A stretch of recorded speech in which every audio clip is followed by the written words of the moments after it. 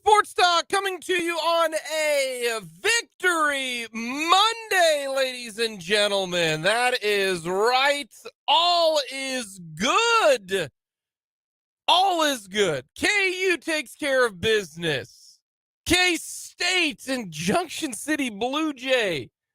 Giddens takes care of business. The Royals have won 6 in a row and are threatening not to have the worst season in Royals history, ladies and gentlemen.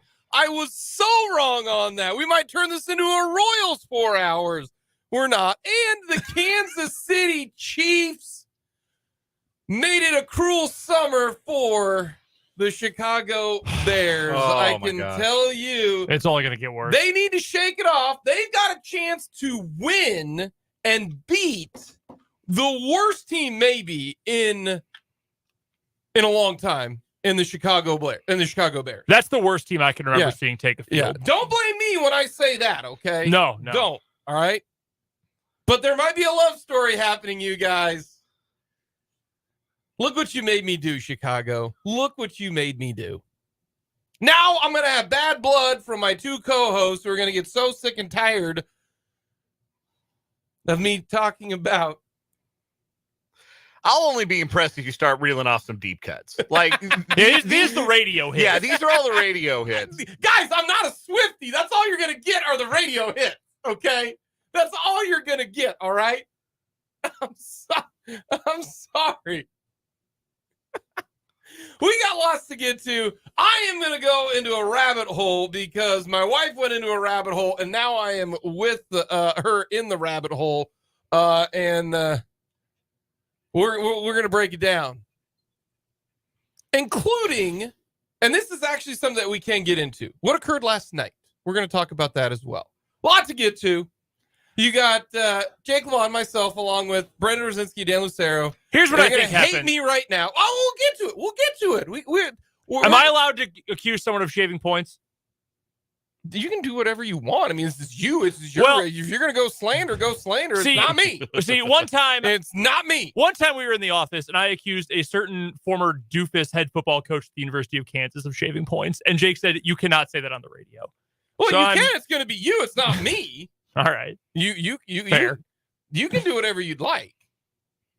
I mean, I won't say it, but you can be fearless. I don't care. I feel like the team in Vegas was up to some shenanigans. We got lots to get to. Dan and Brent are going to hate me by the end of it because I am full on team Taylor Swift and Travis Kelce. But is it a true romance? We'll get to that. We'll talk plenty of KU, talk K-State. We'll hear from Matt Verderame. We'll hear from Andy Reid. We'll break down a lot of things. The NFL, just a absolute wild day yesterday. And this is why we say anything can happen in an NFL game. Ladies and gentlemen, all 3 of our Survivor picks lost yesterday, okay? All 3 of them. All 3 of them. It's like, could I see one happening? It's kind of like, The Simpsons in the baseball episode. Yes. Like 9 misfortunes. Yeah, no. Oh, one of them lose. Okay, I get it. 2 of them. Wow, that's really bad luck for us. And all 3? It is true Survivor from here on out. We got our one lifeline. We're done with that. So now we roll forward. Even though technically if we did the true lifeline or the true way of doing Survivor, I would have ended up winning. Because my team lasted the longest because they played the afternoon game.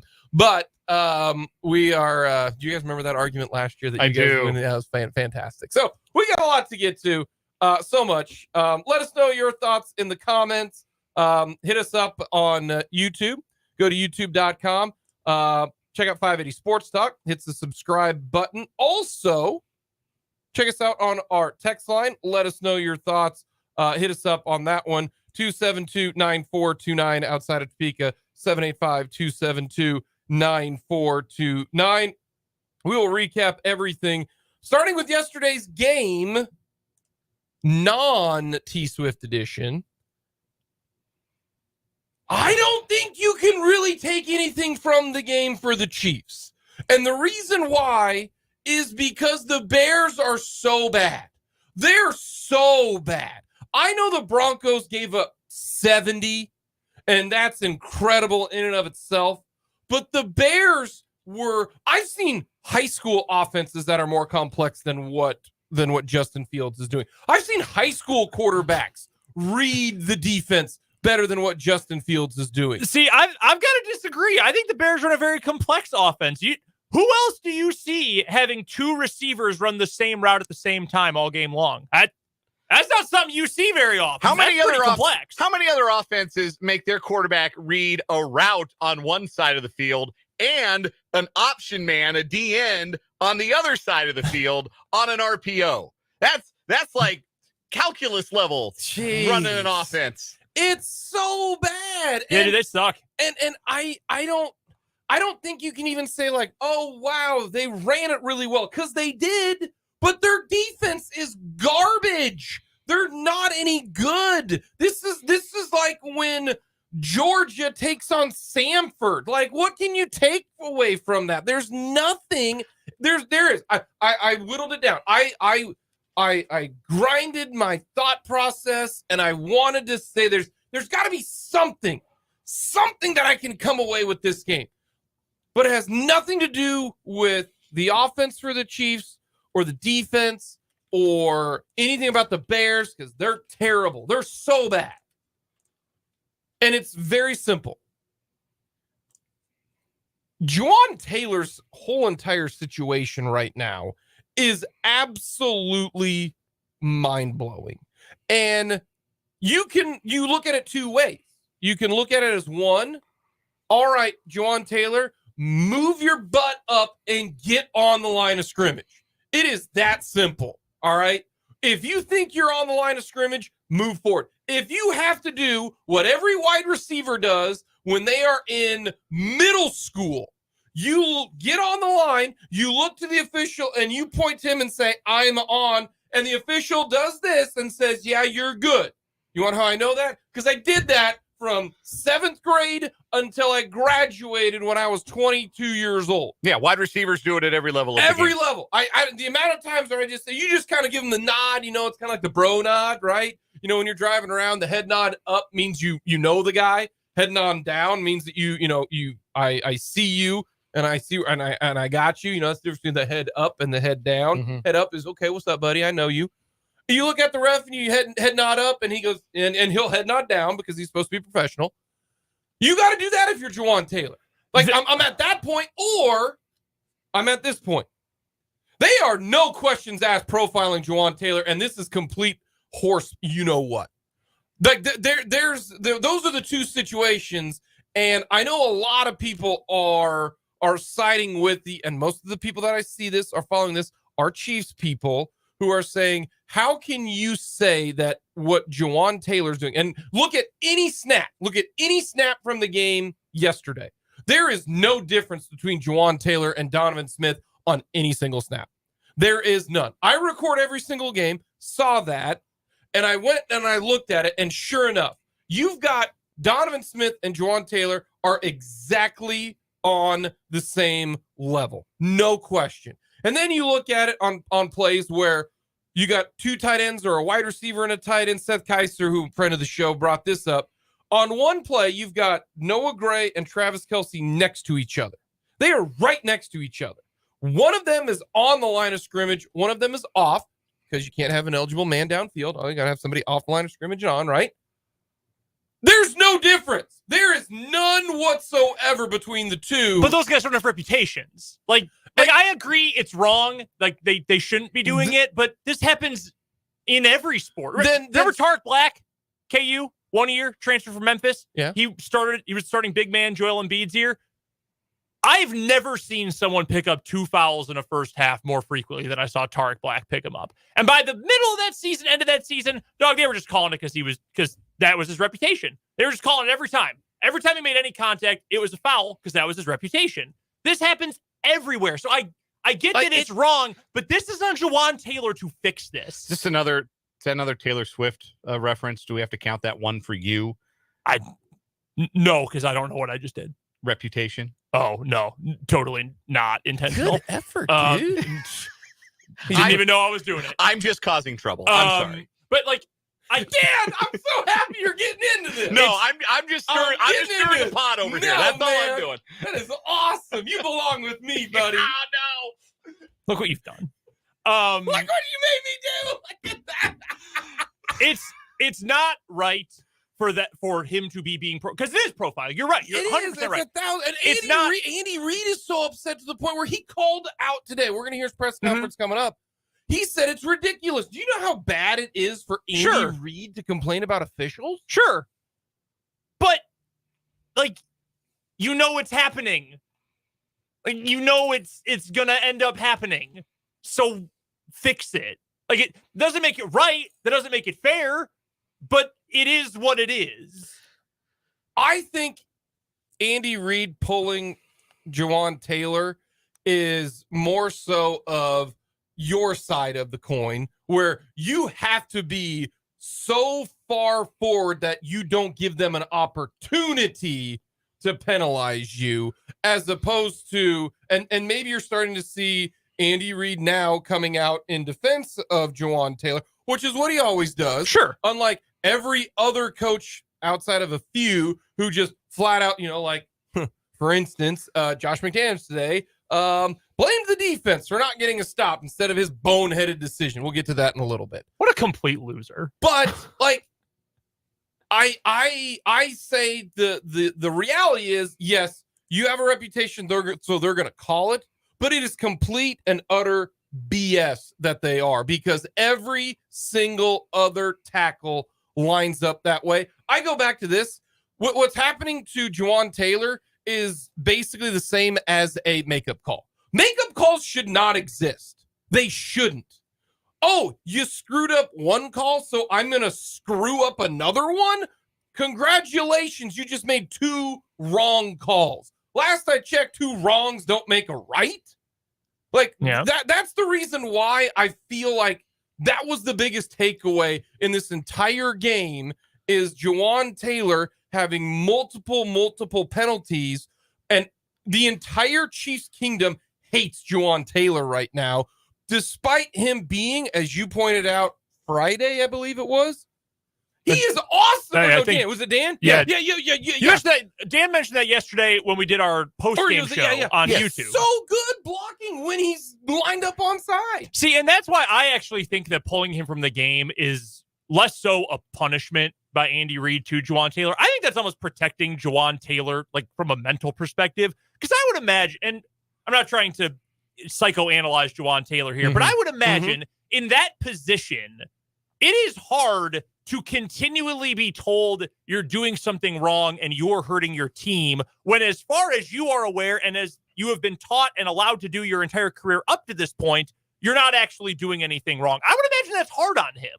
And I wonder if that is part of the process for Andy Reid, is like, hey, especially in a game like yesterday where it was like a scrimmage. It was like there was only one team on the field. Spring game. It's almost like, hey, don't take a breath. Yeah, don't put this much emotional, mental burden on yourself during these games. Like, take a break. I know that it looks from the outside like, oh, the Chiefs are mad at him. They're pulling him from the game. I kind of feel like this is a save him from himself kind of situation. Yeah, it's just kind of to slow things down for him and allow him to, collect himself a little bit, because this is, no different than anything he's done his whole career, and no different than most guys in the league are doing. Like, there's screenshots, Chiefs fans on social media posting screenshots from other games yesterday. Every other offensive tackle in the league is doing exactly what Jawaan Taylor is doing. The only guy getting flagged for it is Jawaan Taylor, and it's because Chris Collinsworth embarrassed NFL officials on that first Thursday night game and said, hey, he's not lined up right. So now every NFL official who has a Chiefs game goes in and they're looking for it. They're nitpicking. After that first game, I compared it to, like, the pickoff move in baseball, where if you're left-handed, you get the 45-degree angle. If you step more than a 45-degree angle towards home plate, you have to come home. If you step 45 or less, you can go to first base. And that's how left-handers pick off. Like, that's how you're taught as a left-handed pitcher to pick off in baseball. If all of a sudden you go into a game and the first 3 times you try to pick somebody off, they're calling a balk, Like, think about what that would do to you. Like, how am I supposed to control the running game? How am I supposed to keep somebody from stealing a base on me? What am I supposed to do? This thing that I have learned, this thing that I have perfected, this skill is now being rendered worthless because officials have decided that I'm doing it wrong, even though I've been allowed to. And if you want to say it's bending the rule, it's bending the rule. But if you've been allowed to bend the rule in that way your whole career and now you're not, that's a tough thing to adjust to on the fly. So I'm sure it'll be something that they continue to emphasize and work on with Juwan Taylor. And I think the spotlight will go off of him at some point. But right now, yeah, it's got to be tough to be him. And I do think it's unfortunate because all of that discourse takes away from the fact that, like just about every other unit on the field, in fact, I would say every other unit on the field for Kansas City yesterday, the offensive line played great. Patrick Mahomes got back into a rhythm. The passing game looked as good as it has all season. Yes, I know the Bears stink, but if you want to take an actual on-field positive away from yesterday, regardless of opponent, it's that the Chiefs passing game found that rhythm, that Mahomes was finding the rhythm with his wide receivers, that the Chiefs offensively looked like the Chiefs again. And that's a positive sign going into next week against a much better defensive team in New York.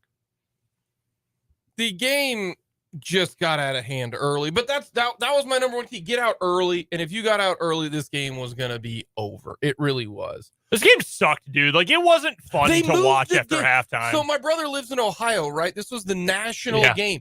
It got moved 2 minutes into the second half. Yep. They switched the game. Do you know how rare they moved Mahomes? My dad in Denver said, I was on the phone with him at halftime, they did not come back to the game after halftime. Wow. They switched the game at the half in that market. So I wanted to go back and revisit all of our keys from Friday's show. Jake had get off to a good start, get up 10-0 and erase hope. Well, I mean, there was no hope from the beginning. So yeah, that's a check. Don't let Fields out of the pocket and run for big yardage. Justin Fields in the game. He had one good running play. Yeah. With 17 yards, I believe. Yeah, I mean, he was awful. Like, truly, genuinely awful. And they put him back in the game after he got his head smoked. Yeah, after he nearly fell down under his own weight. 38-7 or 38-0 game or whatever score it was at that time. Justin Fields, 11 carries, 47 yards. That's 4.3 per touch, long of 17. Yeah, that's as well as anybody has done on Justin Fields in a long time. So that's a win right there. Dan, yours were limit penalties on offense. I mean, we've been over the Juwan Taylor stuff. There was the 2 for Taylor. And that was, I think, it. I'm trying to remember. 3 penalties, 15 yards. Yeah. Like, that's totally fine. Oh, Kelsey had one. Kelsey had one near the goal line. They scored anyway. Yeah. So that was a winner. Win with a 4-man rush. The Chiefs' defensive line was the first pass play that the Bears ran should have been a safety. Yes. How is that not a hold? Karlaftis absolutely got held in the end zone. Very clear. Officials trying to keep the game competitive, trying to keep Fox on the game. My 2, don't let the Bears' distractions be your distractions. Yeah, I think the Chiefs were fine. I don't think they were very distracted at all. Yeah. And 2 was tackling, and specifically in the run game. The Bears ran 26 times for 116 yards. That is 4.5 yards a carry. Fields had their longest run of the day at 17. Yeah, good game tackling. And a lot of it was garbage time, too. I mean, a lot of that was garbage time. The Chiefs had their second-team defense out for the last, 2-3 series of the game. We saw essentially a whole half of Blaine Gabbert. We got Sam in the YouTube comments saying he's a little worried about Gabbert's performance. The one interception he threw over the middle was really bad. What did Sam say specifically, Dan? Said Gabbert is poopy. Is what we have here in the YouTube comments. He threw the one interception over the middle he threw was poopy. The other one hit the receiver in the hands. That one wasn't really Gabbert's fault. So and then what do we say? Former Indianapolis Colts offensive line coach Tom Moore. Yep. If Mahomes goes out, we're bleeped and we don't practice bleeped. Practice. Like you need Gabbert to be good in like a 2 or 3 game span. That's it. More than 3 games, you're bleeped. So, and we don't practice bleep. Yeah, so there was a little fear of being bleeped there when Mahomes got rolled up on. But when I watched replay, I said, "Oh yeah, he just got rolled. He'll be fine." He got a little. It was more, I think, scared. Yes, that type of thing. Because you always are when you roll your ankle. Well, that and he's like not in week 3. I guarantee you that's what was going on. Because once you roll your ankle early, you're done. You're gonna have it the entire year. Like Joe Burrow's calf, if he plays today or not, it's going to be a problem the rest of the time. So, can we mention really briefly that the Bears had an 11-play drive in the second half that went a grand total of 25 yards? first down. 11 Yeah. plays, 25 yards. What part of the hits principle is that? I think you need to add an S to the beginning of that principle. I mean, they are awful. Bad. Like, it's not even They're fun. bad. It's not fun bad. No. Like, the Cardinals this year, they beat the Cowboys. We'll get to that in a little bit with Matt Verderame.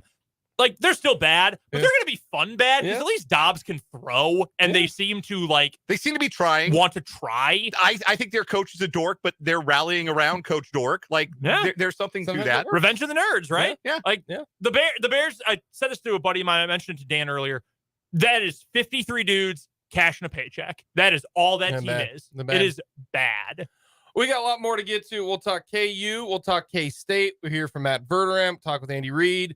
Coming up next, though, I will be delicate when it comes to this discussion. Did you have to Google that song title? No. I have a 34-year-old wife. She begged me to go to Taylor Swift. I'm like, sweetie, we don't have $1,500 to go to a concert. We have 2 kids, okay? No, I am in the rabbit hole with my wife now regarding the number one power couple in the world right now. But we'll get to that, including what would you do if you were there last night eating dinner and you got asked to leave? We'll get to that next.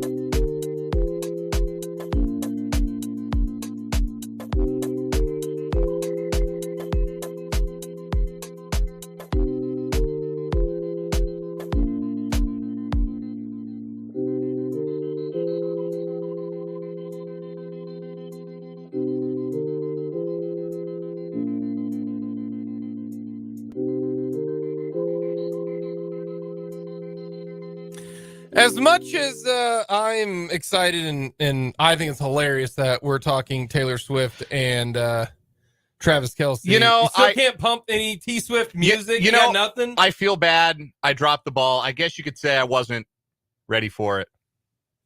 Dan, at least you're coming to grip. Brendan is so not it's just for this. I just think it's hilarious. I am glad that the Swifties out there are learning about football. That's nice. Yeah. I'm happy for them. Eagles fans are mad. I saw some Eagles fan account. How can you be mad? She's dating a player of another team. Of course she's going to cheer for that team. Have you met Eagles fans? No, but I'm because they're Eagles fans. I'm telling you this right now. Brendan, I'm not going to lie to you. Let's say, you play for your wife is a Washington Cougar fan, right? Washington State Cougar fan, right? Like, if you're coaching for Washington, she's going to be cheering for Washington.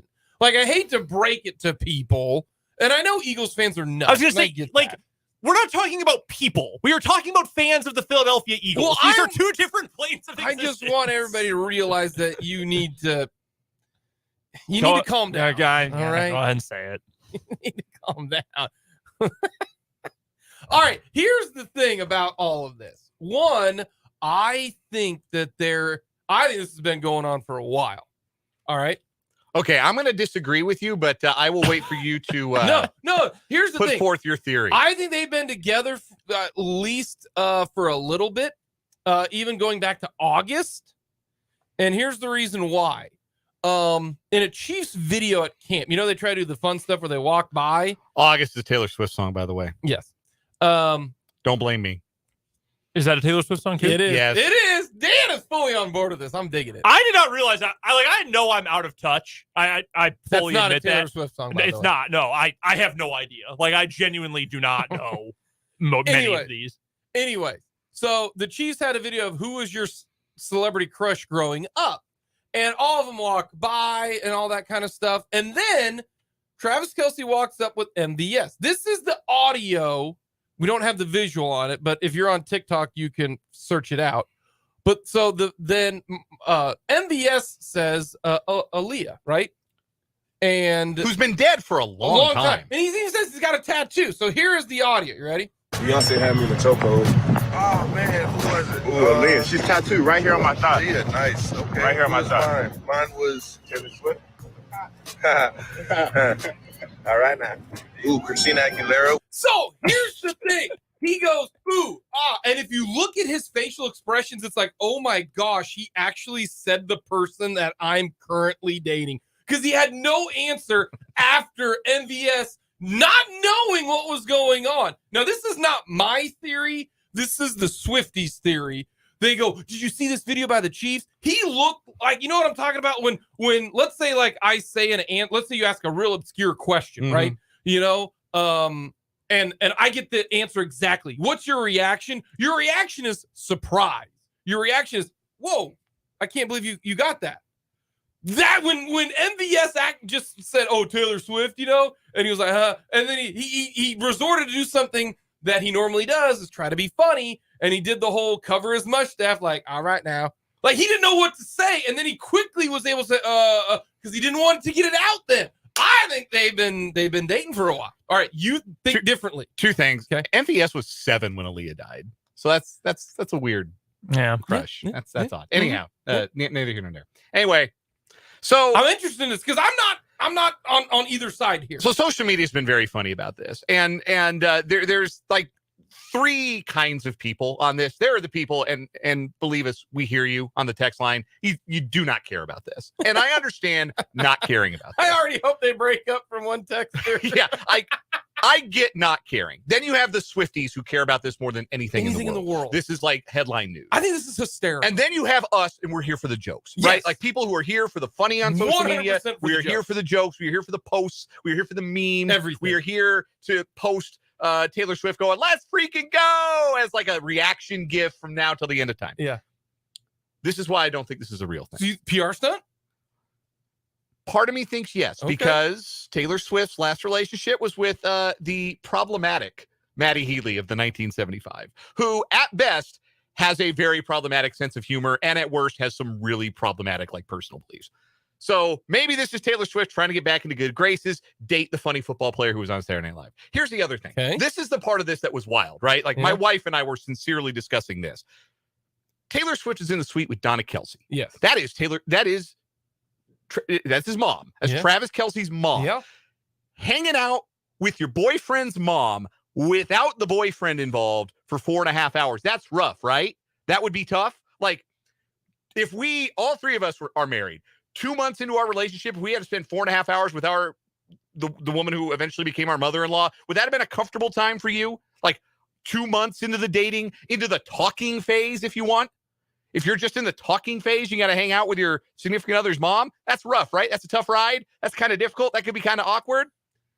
Not if it's just 2 famous people hanging out, because that's what that was. Because Donna Kelce is famous now. She's not Travis Kelce's mom. She's famous on her own merits. And that was 2 famous people with a bunch of other people that Taylor Swift knows and that are also famous in their own way, just kind of hanging out. That's my theory. But I want to get to this. Okay. Because all I'm hearing, I think it's hysterical. And I think, the Chiefs are now America's team, which is fun. So what happened last night is also there was video of Kelsey and Taylor Swift leaving, and you could see the side eye that Travis Kelsey gave that one reporter for video. And he's like, bro, you have to record this now. Do you know who that one reporter was? Yeah, it was Walter Payton's kid. It was Walter Payton's kid. Yeah. But he gave him the side eye like, man, anywho. Hey. So they go, and it is now confirmed. They went to a restaurant on the plaza, and they wanted to get in at 8 o'clock. Well, it's open till 10. Apparently, they kicked everybody out at 8 o'clock. Yep, gave him a complimentary drink and said, you need to go. You need to leave. But Taylor Swift reportedly paid for everybody's meal for them to go. Even someone said, yeah, my party of 9 at this place in Kansas City on the plaza. I hope you realize that's not like a $10, a person meal. That's not Ruby Tuesday. No, that's probably, you're looking at $90 to $100 a person. That's probably $1,000 tab that somebody had to pay. Salad bar probably not as good as Ruby Tuesdays though. Right on. Yeah. I was bummed. Ruby Tuesdays. I know. All right. Anywho, if you're eating with your wife and you're at this restaurant and you just sat down to eat at 7:30. Mm-hmm. You had 30 minutes to eat your food, but it's free. Are you upset that some famous person has the ability? Because all it is I guarantee you, Taylor Swift, Travis Kelsey called up this place that they both obviously must like and said, we'll give you 30 grand if you shut this puppy down. Or how much are you going to make from 8 o'clock until 10 o'clock? You're going to make $500,000. Here's $1 million. Get these people out of here. Would you be upset? Like, would you be furious? Like, oh, the rich get all of this. Oh, screw that. Or would you be like, I just got a free meal. Hell yeah, at a really good place. I would be psyched about the free part of it because I'm always psyched about free. Yeah. It would be a little disappointing because probably I don't know the place. I've never been to this restaurant. It's a really nice place with a great rooftop bar. But yeah, if you're dining like that, a lot of it is the experience, probably. Like a lot of what you're paying for is the experience, and you don't get the full experience if you're being whisked out of there. So, it can be taken over by Miss Americana and the Heartbreak Prince. That's another Taylor Swift song. I've got a whole list of them in front of me now. I'm just trying to. I'm like, Dan secretly a Swiftie. No. I did not realize that. No. We know Dan is not like country music. No. Well, my wife likes early Taylor. Not as much of a fan of the late stuff. I'm not a completionist by any means. I'm just looking at a list. That's literally. right. Anyhow, if I got to get kicked out because Travis Kelsey and Taylor Swift are showing up, yeah, part of me would be a little bored, a little disappointed. But what a great story, right? Yeah. Like, hey, took my wife out to dinner and we ended up not paying and being escorted out of the building through the back door or through the front door. Yeah. So Taylor Swift and Travis Kelsey could come in through the back door with all their friends. You had to go through like a different restaurant in that area. So it's not like they just. So anyway, like from the text line, getting paid to help soften the blow, but I would definitely throw a fit. Rich people think they can do just whatever they want. Here's the thing. This is nothing new. If you are, money talks. That's why I said whatever the budget that they have at this restaurant from 8 to 10 o'clock, they covered it. We all can do it. Everybody's got a price. What would you've been very quiet in all of this. One, because you just don't care right now, and you're I don't want to take away from your fun. I don't want to do that. That's right. You ain't gonna take away from my fun. You can squash it. It's okay. If I was in that situation, I'd say Taylor Swift and Travis Kelsey, that's just kicking me out. You got to pay for a whole lot more than a meal, buddy. You're paying for my night out. You're paying for an Uber all the way back home. Validate my parking. You're paying for tomorrow's meal. You're paying for my room at the Intercontinental because I know you got the money. And if they said, no, you're unruly, we're kicking you out, so what? I was going to pay for the meal anyway. I don't care. I'm making a stink. I'm making a stink. Do you know how bad Abby would be so mad at you? Oh, she would have been out of there by that point. She'd look at you and say, you go make a stink because I'm leaving. Yeah. Leaving. I'll take that free meal and I'll. Yeah.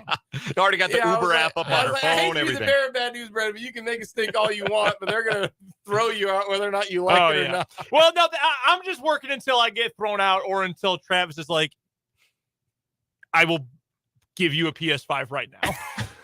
From the 785 on the text line, thank you, Brendan. He's right for once. Damn. Like, there's nothing that you can do about it. Like, it's just the way it is. Like, I get it. Like, from the text line, what if it was my anniversary dinner or something? I'm not. I want them to sit with me. If it's my anniversary, tonight's Abby's birthday, right? Is it really? Yeah, it is. Oh, happy birthday, if Abby. it's birthday dinner night, and they're like, no, you guys got to go. I'm saying, no, you want to sit here on birthday night? You're not Brendan, kicking my wife out. You're sitting here with us. Brandon, this could happen. There's reports on that Taylor Swift and Travis Kelce are in Lawrence right now. Travis, you're sitting right here. Taylor, you're going to sit right there. You're going to sit with us. Your entourage Would over you here. want to have dinner with them? No, absolutely No, not. What Can would you we imagine talk a more- about? Oh, like, I would totally want boring- to have dinner with them. No. Third wheel a day between the most famous woman alive Oh, and an yeah. all-pro tight end? Heck yeah. Absolutely I'll not. be the third wheel. No. I'll bring my wife. Oh, yeah. I don't like to go out to dinner with my friends. No, I don't want to hang out with people I don't know. I'd be on my phone the whole time. Heck no. I'd be all in this. So when did it start? How did you two? I'd want the whole thing, man. I'm fully on board with Jake's this. sitting there with his hands, his Damn chin in his right. hands. Ah, man, She's the most famous person in the world. It's just funny to me that he like this, and my wife thinks it might be like a PR stunt because he is not who she goes for. She goes for everyone. Tall, gaunt British dudes. Yeah, that's what I'm saying. Like, he's not that. No. So that's weird. But maybe that goes back to your theory. Like she's I don't know, trying to. Yes. I don't know. This is a work. What? Everything is pro wrestling. This is a work. Everything is. Hey, Gwen Stefani married Blake Shelton. I know. You cannot. Blake Shelton never put out an album nearly as good as Tragic Kingdom. Lyle Lovett dated Julia Roberts. There you go. I don't think they dated. I thought they were married. I think they were married. Like for a long time too. I think they were married. Yeah. Google Lyle Lovett. Tell me that'll make you believe. That'll make you believe in real love. You ready for this? Here's the last thing that we will get to in this. The world will lose their mind. They got divorced in less than 2 years. Oh, they did? I thought they were together for a while. Dang. Anyways, well, maybe June 93 to March 95. the song that she might write, because I mean, and they were seen out in his, like fancy cutlass afterwards, and all Yeah, that somebody kind was of stuff. taking pictures with like a baked potato. Yeah. All I could see was Yeah. the car and road construction. I thought it might have been at like Huntoon Gauge. Yeah. Everyone will lose their mind, and I want this to happen because I'm here for the jokes. I'm here for the fun. Sunday night in New York. Where does she live? New York. How do you know that? My wife likes Taylor Swift. Okay. I'm getting all of this from you think I'm researching all of this? Well, I don't know. I didn't know Dan was over here like doing his thesis on her albums. Songfacts.com/song/Taylor-Swift. That is my source. Anyways. So last thing, real quick. This will melt the world. They're in New York. She lives in New York. The Chiefs play in New York Sunday night. I need Taylor Swift sitting right next to Brittany Mahomes in a booth Sunday night. The world will melt down because if she goes to two of them in a row, and part of me says it can't be a PR stunt because like that'll look real bad for both of them. Maybe they'll make it go away. I don't know. Brendan's disgusted at me. No, I'm not disgusted. I'm glad you're having fun. His lip is I I am glad you are having fun. Smash you. You want to know who's going to have fun? If you are going to keep talking about Travis Kelce, I don't really want to know where that conversation is Me, if going. you let me talk about the Broncos next segment? We will talk about the Broncos and the 70 burger that they'd allowed. And the Packers coming back and getting a big win. Yep. That's a big win. They look like dog crap in the first half. Nah, I'm not going to dispute that. Brendan was probably... I believe I saw Brendan like, if you want to complain about the officials, so be it, but this team is way more... Yes, no, that's correct. No, I was not complaining about officials. There was a lot to unpack yesterday. Yeah, that was like the fifth biggest game of the early slate. And nobody cares because Travis Kelce and Taylor Swift are a love story. Coming up, we'll talk around the NFL here on 580 Sports Talk.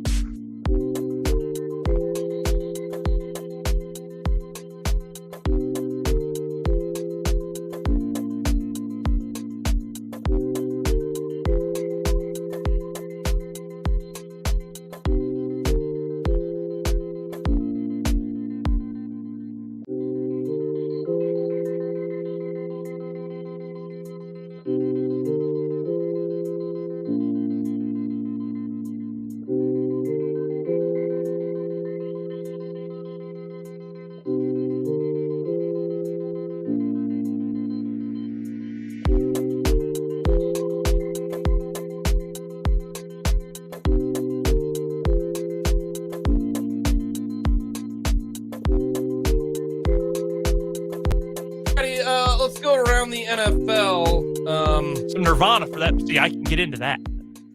Let's give me your number one thing in the NFL that would happen this weekend. I mean, the Dolphins scored 70 points, which in and of itself is just outrageous. Mm-hmm. But that offense is so absurd. Like, remember the Chiefs were the Legion of Zoom? Well, they tried to make that a thing, but it didn't like really catch on. No, the Dolphins are actually that. Everyone on their team, like Jalen Waddle might be the slowest starter on the team. Yeah, he can scoot. It's unbelievable. And he's a 4.28 kind of guy. The speed on that team is unbelievable. And they're doing it right where it's almost an arena league offense. Yeah. Where Tua gets the ball out of his hands, you can't even get to him. Yeah. Because it's all slant routes and it's all like, I hate to say this, but everybody who like loves and oogles and Googles and loves Kyle Shanahan, it's actually Mike McDaniel who's putting together maybe the holy cow, this guy is doing something different right now. That would be an absurd Super Bowl if we got those two. But no, I mean, it's unbelievable. And Tua is as good as many people thought he would be. And I think the number of Tua haters are dwindling because he's been incredible. The underlying advanced numbers for Tua right now are, and I know it's only been 3 games, but it's like how I didn't know this number was possible. Like this is unbelievable. And it's fun. He's getting a ton of production from his guy. It's kind of like, hey, Tua, get the ball to the guys who are awesome. Let them do it and do it quickly. Because my only negative for Tua this year was that if he takes one big hit, he's out for a while because his brain is soup. Okay, that's why he did what he could to try to prevent that and be smarter when he takes hits and go down quicker. Well, and McDaniel is throwing and everything short, and if it's a long pass, it's max protected, and he's just throwing like a deep go route where it's not so much, it's more loft instead of, it's a 3-ball instead of a 2-ball, if you will. 3 balls a high ball, 2 balls medium, and 1 is on a line.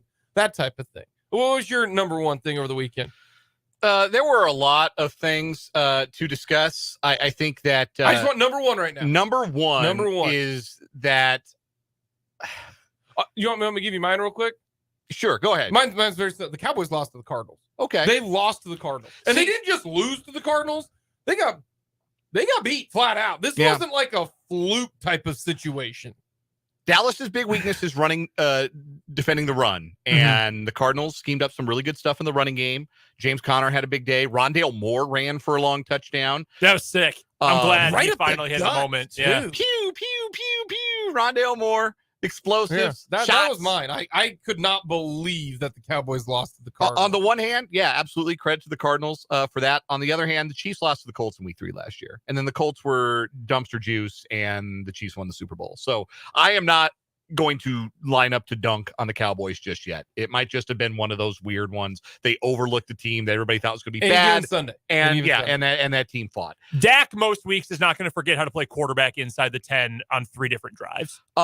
There were some fascinating there were a lot of really fascinating games. I thought Vikings Chargers was incredible. Those two teams just trying to lose to each other for 60 minutes. Exactly what I thought the game would be. Yep. The Chargers kind of salvaged their season.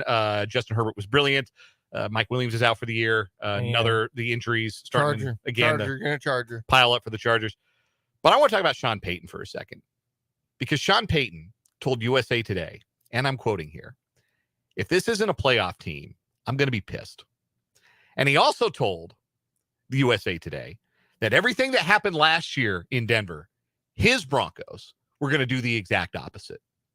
And in a sense, that is true, because last year's Denver team was good on defense and couldn't score. And yesterday they scored 20 points and they gave up 70 in an NFL game and 726 yards. That looked like a college box score. That looked like when Rich Rod era West Virginia would play like an FCS school in week 2. You don't see that happen in an NFL game. Noel Devine smiling right now. The Broncos last spring sold the farm for a quarterback because they thought we are a quarterback away from being a contender. And they were wrong. So then they traded a first-round pick for a coach because they thought we're a coach away. They were wrong there too. You know what wins in the league? Dudes. How many dudes do the Broncos have? Asking sincerely, how many guys on the Denver Broncos would start for any of the other 31 teams? Okay, Surtain. He's That's awesome. it. I think That's the list. I think if you could ask me, would you rather have Simmons in the secondary or Brian Cook? Give me Simmons. So I think Simmons is up there. Simmons is a good player, an above average player, Yeah. certainly. Yeah. He's also old. Yes, he's also, yeah. Well, I'm just talking about like for this year, if I'm taking the But like contract, every other team in the AFC West has more than one guy who would absolutely walk into any other lineup in the NFL. Even the Raiders have Devontae Adams and Max Crosby and last year's rushing leader in Josh Jacobs, right? The Broncos don't have talent. And maybe yesterday finally laid bare that they need to do a clean sweep and actually start building through the draft, maybe with a general manager with a clue, because that was an all-time embarrassment for that franchise. I mean, that's a proud franchise. And I'm seeing people I know talking about, I'm not even bothering with the Broncos anymore. Like I'll do something else with my Sundays. There's something to say about losing, right? You can still support your team, but when you get embarrassed, like 70, like I told my wife that, and she goes, "Wait a minute, what?" Like even people who are not like super into football know that that's just comically bad. Like on offense, they don't have any dudes on offense. Not a single one. Not a single guy. Cortland Sutton, I think, was a dude, but now he's a jag. I would argue they have more dudes on offense than defense. Who are them? Like Surtain's really good. Javonte Williams is coming off an ACL. Their offensive line stinks. Russell Wilson's playing a little better. Marvin Mims looks like maybe he could be a dude if they can get him out there for more snaps. I liked him too out of the draft. Yeah, I was right about Marvin Mims. But their lines, but defensively, here, Jonathan Harris. You know who that is? You know what position he plays? I do, but he's linebacker, right? Defensive end. 3-4 defensive end. He's an interior defensive They end. went out and they threw a bunch of money at complementary players like Zach Allen and Mike McGlinchey and Ben Powers. Those help a good team get better. They don't take a bad team and make it better. This is the worst linebacker group in the NFL. And that's saying something because we all just watched the Chicago Bears yesterday. It's been the worst linebacker group in the NFL since DJ Williams hung it up. They just have no talent. Like, but they don't. Here's the problem. You want to know why they don't? Because they traded all their picks for a quarterback who stinks. Where do you get dudes? The first round of the draft. They haven't seen it in 2 years. But to your point about a general manager as well, the Rams haven't made a first-round pick in 7 years. They won a Super Bowl. Like, they have a good coach. They have a good GM, a risky one, but a good one. The Broncos don't have that. They just don't. They're 0-3, funny. staring down the barrel. And I go to Colorado this week, and they're still favored over the Bears. They should be. Right? They're going to beat the Bears. Yeah, they are. The Bears. I can't wait to get Matt Verderame's thoughts on that next hour. Hear what he has to say. I texted my buddies last night. I said they should play that game under a circus tent. Like, do you watch it because you want to see just a train wreck? Because you're gambling. Let's be blunt. Why would you gamble on that game? Why wouldn't you? Because you don't know. Sure you do. The Bears stink. Any Packers big comeback win that keeps them alive. Yeah, that keeps them alive because the Lions ended up winning. We play Packers Lions on Thursday. That's a big one, really is. So that was a big a lot game. of fun. The Ravens lost. Oh my goodness! Like they were down 9 starters. That's crazy, crazy. We'll talk a little college football coming up here in 580 Sports Talk.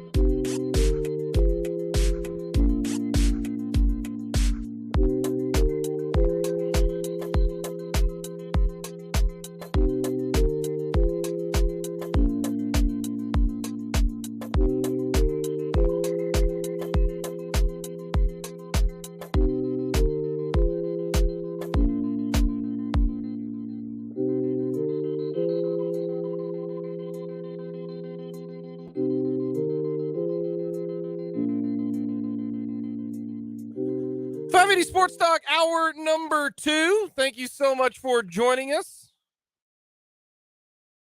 Jake LeBon, Brendan Dorzinski, Dan Lucero with you on this Victory Monday. We've got Royals baseball coming up tonight. No, we don't. We do not. We don't? I thought we did. Today's Monday? No, Tuesday, Wednesday, Thursday. That's right. No, we don't. We don't. Final off day of the year. I thought the before off day a was, whole winter I off. thought the off day was Thursday. No. It's they're off. Y'all, are the Royals going to mess around and lose 105 games? They have 6 games left. If they go 3-3, they won't even tie the worst record in franchise history. The Tigers are not good, and the Yankees are not very good. It's doable. 3-3 is doable. I need one. I just need one win in the final week, because then that guarantees that my Royals with a winning September record pick comes true. You ready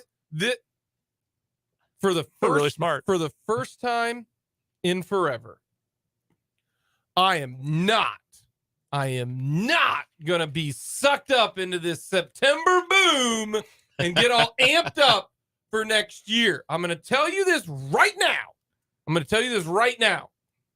I'm going to be pessimistic as all get out until I actually see it happen.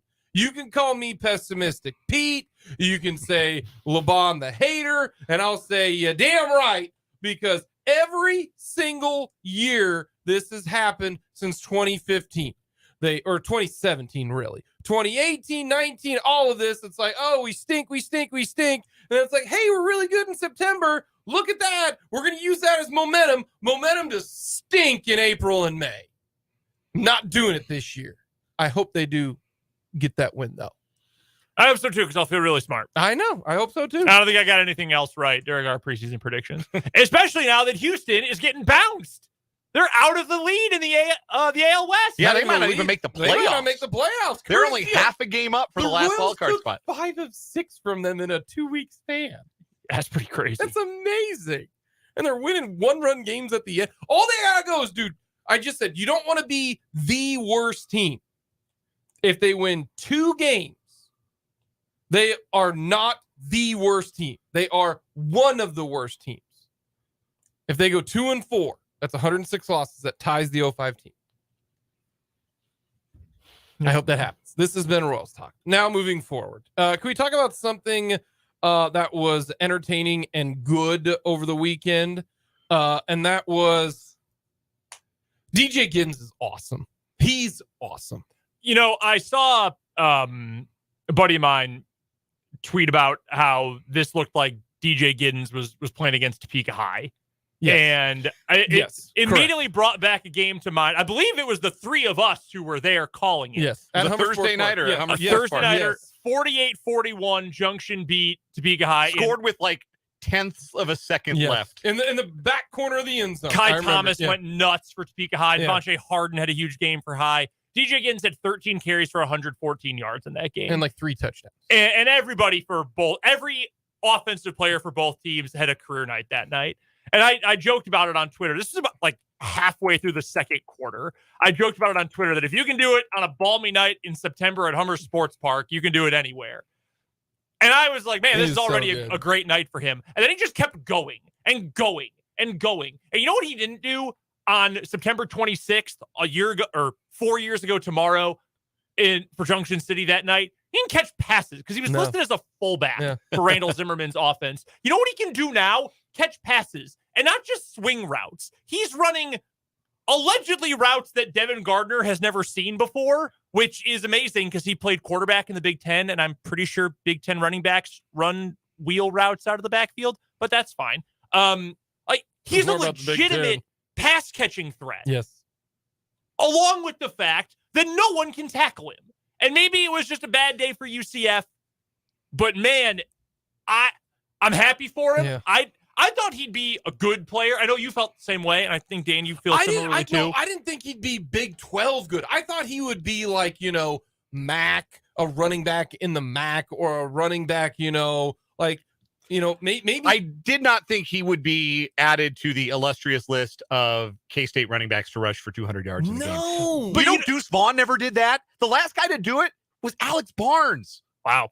But this is Kansas State football. Yeah. Because another local guy and who had a great game, who we talked to last week, we heard on the show on Friday, Desmond Purnell. Hayden Topeka Prada. guy. He Hayden was Prada. so good. When he was in high school at Hayden, he and Kai were the best players in the city. I never thought he would be like. I am so glad that these Kansas kids are not just good; they're Big 12 like top, like Devin Neal, and DJ Giddens and these type of guys who are playing. So Desmond Purnell has been awesome this year. Well, and we talked about it when he committed there several years I'm ago. like, what's he gonna play? He beefed up, and that's the thing that credit. One, DJ Giddens, credit Desmond Purnell, credit, I don't know the name of their strength and conditioning coach for Kansas State.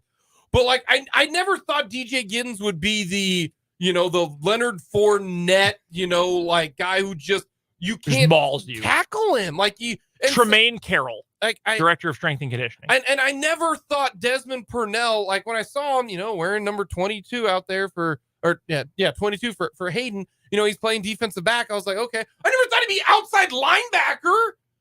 And he forces a fumble, making and great plays, at it. Yeah. And he's just doing a really good job. And that just makes it even better for everyone else coming up. Like that.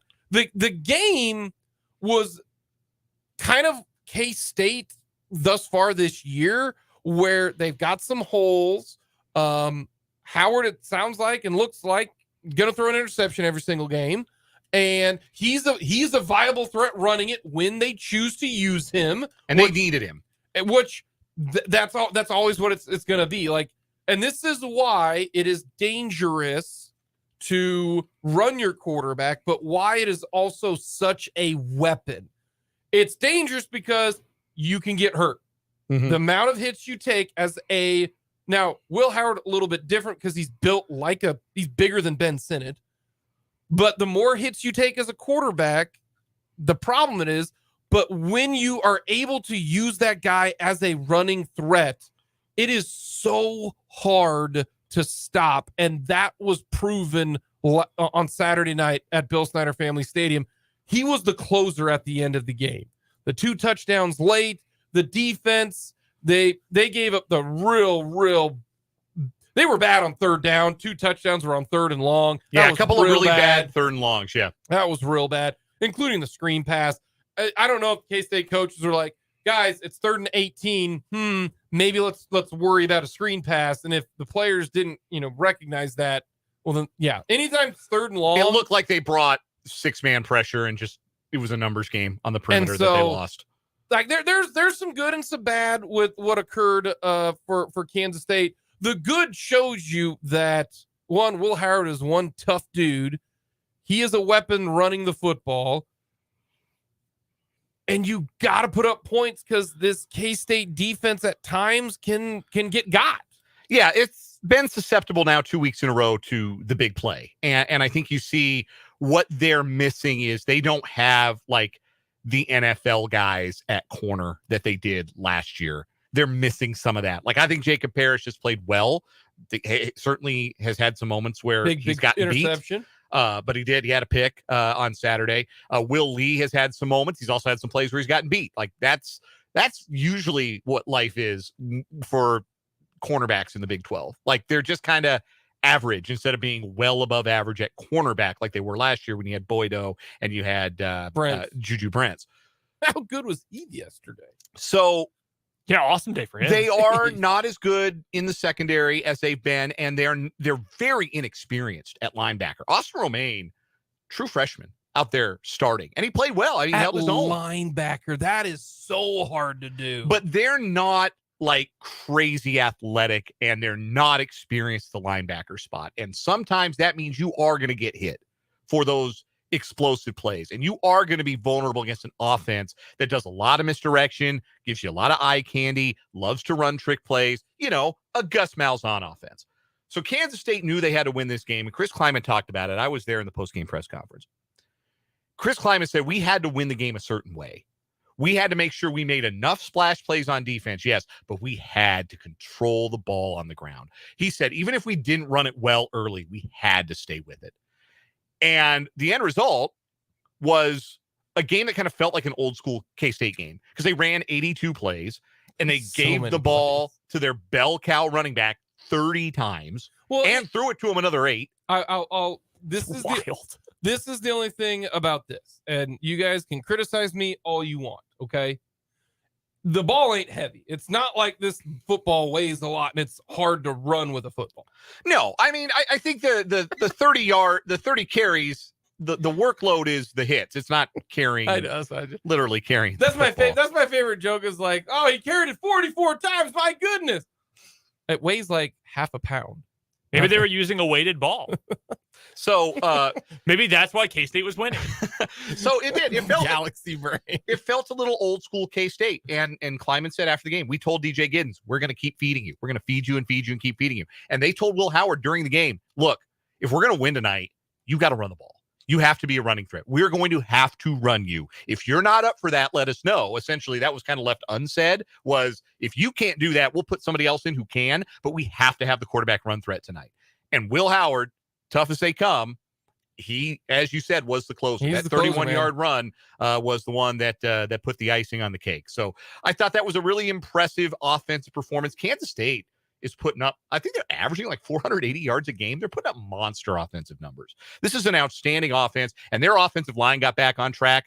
That's another thing. Having Christian Duffy back allowed them to keep Cooper Beebe on the same side of the line the whole game. Mm-hmm. Just, even though it wasn't full Duffy, because you still had Carver Willis over there for some series, and they rotated right guard, Taylor Portier and Hadley Panzer were rotating over there. But still, just Duffy's presence, having him back, having him able to play some, made it so much smoother on the offensive line, and they played so much better. Will Howard had good pockets and time to throw, and DJ Giddens obviously had some holes. And that was the thing that really impressed me about Giddens. Like, physicality, he's a big kid. Like you said, he played fullback in high school. He's a big physical runner. He's always been that. The vision that he had on display was what really impressed me. That was what maybe I didn't know he had in him. The ability to get to the hole and then get to a second hole when the defense overcommitted. That, to me, was the most impressive part. That turned some of those 4 or 5 yard gains into the big chunk plays that moved the chains for K-State on the ground. You have to be better than your weaknesses to win football games, because no team outside of the ones that can just out-talent you all year is perfect. And K-State, their issues are on the defensive side, and I don't see them getting to a point where they are not going to be susceptible to some big plays or susceptible to some speed in the second level of the defense. But if they can sit on you for 82 plays and bully you up front and ram into you with a giant quarterback and DJ Giddens running that hard, they're going to score plenty of points. They're going to put up plenty of offense, and they're going to be a real contender in this league. And they're 1-0 in Big 12 play. Like, it's the same as last year. You lose to Tulane. Oh, well, that stinks. You lost to Missouri. That stinks. You go forward. We'll get to KU in the 4 o'clock hour. A few other games in the Big 12 in the 4 o'clock hour. But Oklahoma State is cooked. I want to get to Oklahoma State real quick because we can talk, Oklahoma, Cincinnati, West Virginia. Is Texas Tech. Texas Tech is in deep trouble. Tyler Shuck's out for the year, probably. I feel so bad for that kid. Yes. But real quick, Oklahoma State lost to Iowa State, and it wasn't that close. Oklahoma State in some trouble. Called that one, brother.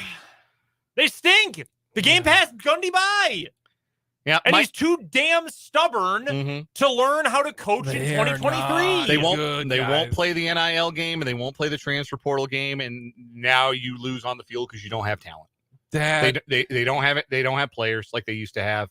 And that game, the total closed at 36.5 in that game.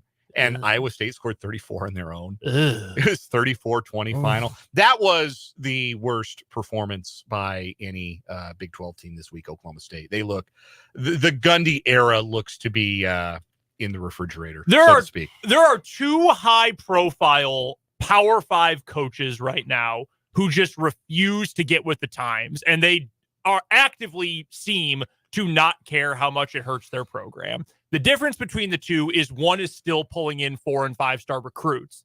It's Clemson with Dabo Swinney, and it's Mike Gundy with Oklahoma State.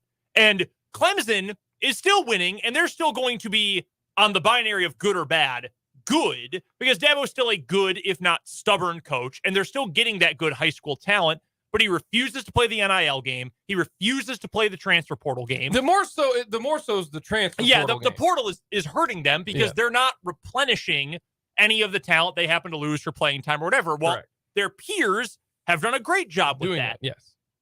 Oklahoma State doesn't have that. They don't have those dudes. They don't have anyone close to that kind, even for Big 12 talent.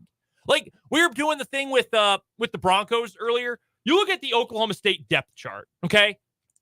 How many of those dudes are you taking on either KU or K-State? No.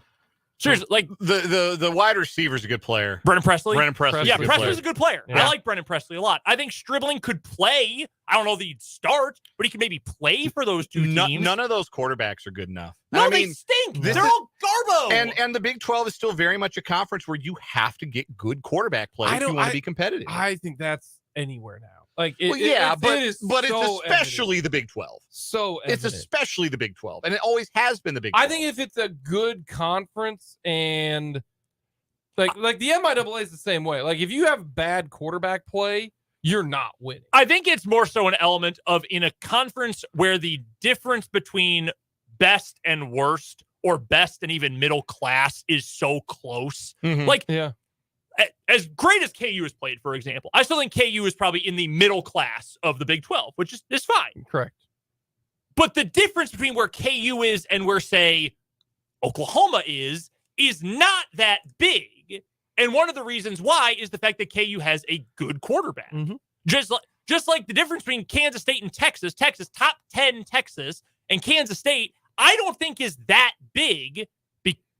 Having a good quarterback makes that difference. Whereas if K-State was running, this is really mean. If K-State's running Alex Delton out there, that's a middle-class team. They're not in that conversation anymore, even with the rest of the talent in place. When Alex Delton played, they missed a bowl. Like, that was the difference. That was mean. You could have gone to like Carson Kaufman, man, instead of a Kansas kid. Dang, that was low. It was more with the more recent. Yeah. and that's people fair. really wanted to play him over Skylar Thompson. They really did. Yeah, they like a lot of fans. That was a real live debate. But couple other things I wanted to hit on from the K-State game real quick. Yeah. Number one, they continue to have generate pass rush in a really impressive way. Like, Khalid Duke had another sack. Brendan Mott had a sack. Like, that's where they're going to be really good. The front is what's going to give them a chance to slow offenses down that might have more speed, that might be those vertical threats in the passing game. You put teams in 3rd and 12, they're going to be better against it than they were against UCF. I mean, UCF, there are going to be times Gus gets you, just rock, paper, scissors you and beat you on a play call. Give Gus credit. Kleiman even said after the game, he said, if you told me after the game I would only get beat by one trick play, I would have probably been okay with that because I knew they were going to run like 5 or 6. That's just what it is to play a UCF. Like, they're going to do some stuff like that. And they hit on the big flea flicker, but there was some other stuff that K-State did a really good job of defending. The other thing, too, that Kleiman made sure to point out after the game, the crowd was outstanding. It's a 10th straight sellout at Bill Snyder Family Stadium, and that's about as loud as I've heard that place for like a non-marquee opponent, so to speak, like not Oklahoma, not Texas, not KU. That joint was jumping, and there were 3 delay of game penalties on a 4th quarter drive for UCF that were pretty critical. And some of that is starting quarterback starting in his first road game, the backup, Timmy McClain. But the crowd deserves a lot of credit, too. The crowd brought the juice. DJ Gidden sure as hell brought the juice and made for a fun night at Bill Snyder Family Stadium. Coming up, we'll recap the weekend with the good, the bad, and the ugly, and we'll talk with Matt Verderame on all things NFL.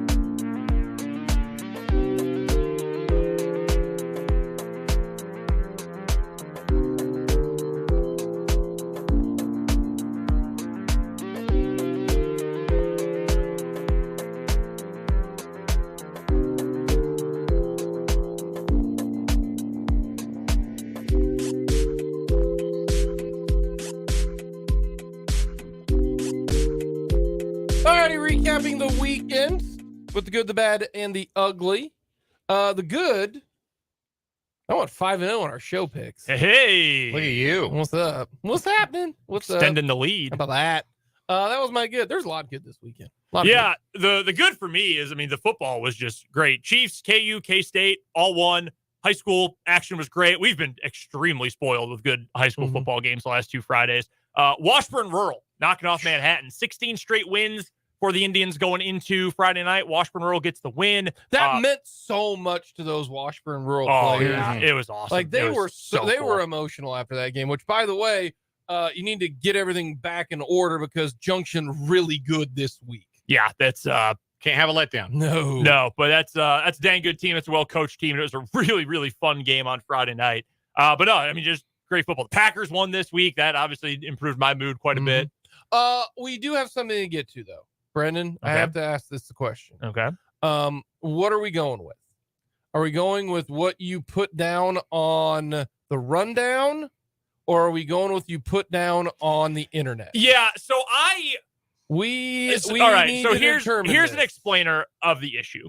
When we made our All show right. picks on Friday, I said on the air and put in our notes I wanted the Kentucky Vandy over. Yep. Because Vandy had been over in all 4 of their games so far, and I bet on that game. I bet the over in that game. The post on our website, we post all the picks every week on 580wibw.com.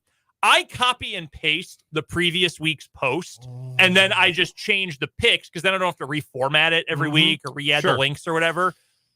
Last week, I picked an under in whichever game it was. My wild card pick was an under.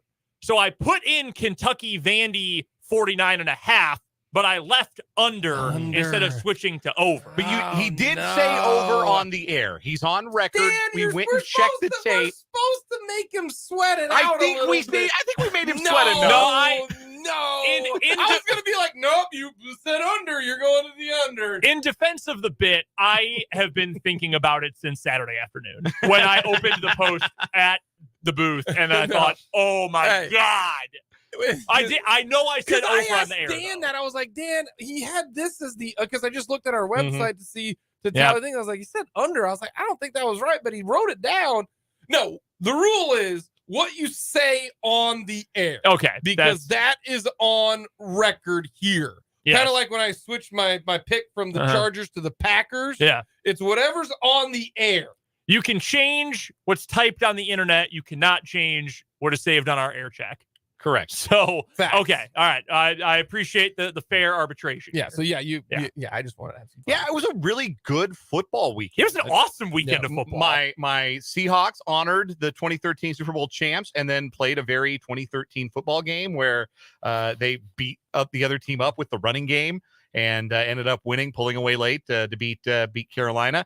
I didn't have as good a week as Jake on the picks, but my lock of the week, Cougs. Yeah. Cougs. They're good. Washington They State. are good. I Good. said not only would they cover 3, they'd win outright, and they did in the Pac-2 championship game. There was great football on TV. My wife and her dad and her sister and brother-in-law got to go to the K-State game, so they were there while I was also up there in the press box eating Monster cookies, and they're Hold getting on a mad at me second. because I didn't share. I got to talk about the Cougs real quick. All right. Are they going to play Washington like in the foreseeable future? No. That one's also done. Yes. So Yeah. this Apple Cup is the big one. Yeah. Yes. I asked Abby. God, I hate this. Might be for a playoff spot. See, I asked Abby what she felt about it on Saturday. Because your wife graduates from... She's an alumna of WSU, and she said, I like if they're in a different conference and it doesn't mean anything. Like it doesn't. I don't really see a purpose in continuing to play if it doesn't mean anything anymore. And I said I agree 100%. Obviously, I agree. You know my stance on KU Missouri. I was like, no, I agree. Tell them you can go chase your money and your TV dollars. You don't get to have your cake and eat it too. So I'm in favor of that. Here's my bad here.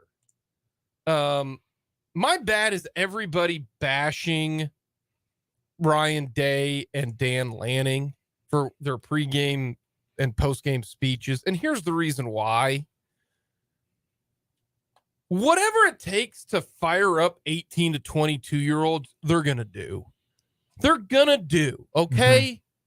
That's the difference between the NFL and college. You can go into a locker room in college and say some 80-year-old who is no business being on TV anymore, and Lou Holtz calls you soft. He is going to use that. He is going to use that. And you want to know what? It actually worked because they played physical. They played tough. And you know what else helps sometimes? Is when you back your school. Ryan Day had a little bit of, I don't know if he's one of us type of reputation there for the Ohio State. But he went out there and said all that kind of stuff, and he rallied a bunch of his fan base, okay? Yeah. Like, you're doing this for the players. This gets the players motivated, excited. Same thing with Dan Lanning, talking about, hey, we're going to win this on the field, not Hollywood, that type of thing. Like, that gets the players excited. That gets them, whatever you got to do to generate 18 to 22-year-olds to play above their skis. The only thing I thought that was lame was Lanning after the game when was asked about that. He said, yeah, I guess there was a camera there. Like, bro, you let the camera in. You wanted people to see that. You wanted people to hear that. Mostly, you wanted 16, 17-year-olds you're trying to convince to come to Oregon to hear you say that before you went and pants. It's calculated. My one counterpoint, because the other guy who did that this week was Jake Dickert, who's Washington State's head coach. I love the dude. I think he is an awesome coach. He went after Lee Corso because during game day, Lee Corso said Oregon State, Washington State was the no one wants us bowl. Jake Dickert thought he said the no one watches us bowl. I also thought he said that. So he teed off. I have no idea. He was talking about how I see what you're saying. People they want to watch good football, going off, and rightfully so. Same kind of principle, except that's not what Lee Corso said. I also thought that's what Lee Corso. It's getting kind of tough to understand what Lee Corso says anymore.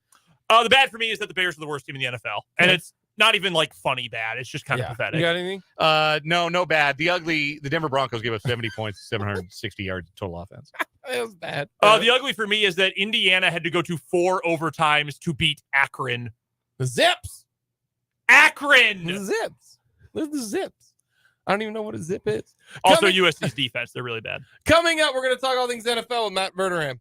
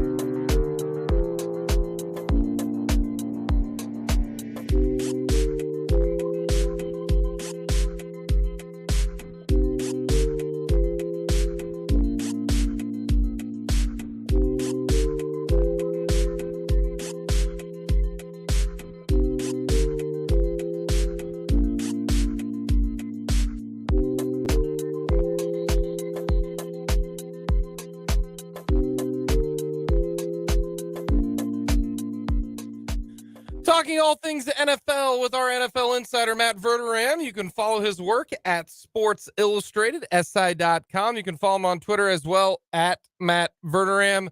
Matt, the Bears stink, man. That's my number one takeaway from the Chiefs versus the Bears. Can you take anything away for the Chiefs and their performance in that one? Or is it the Bears are so bad that you just gotta kind of wipe that one away? I mean, the Bears are really bad, but I would argue that nobody else beat the Bears like that.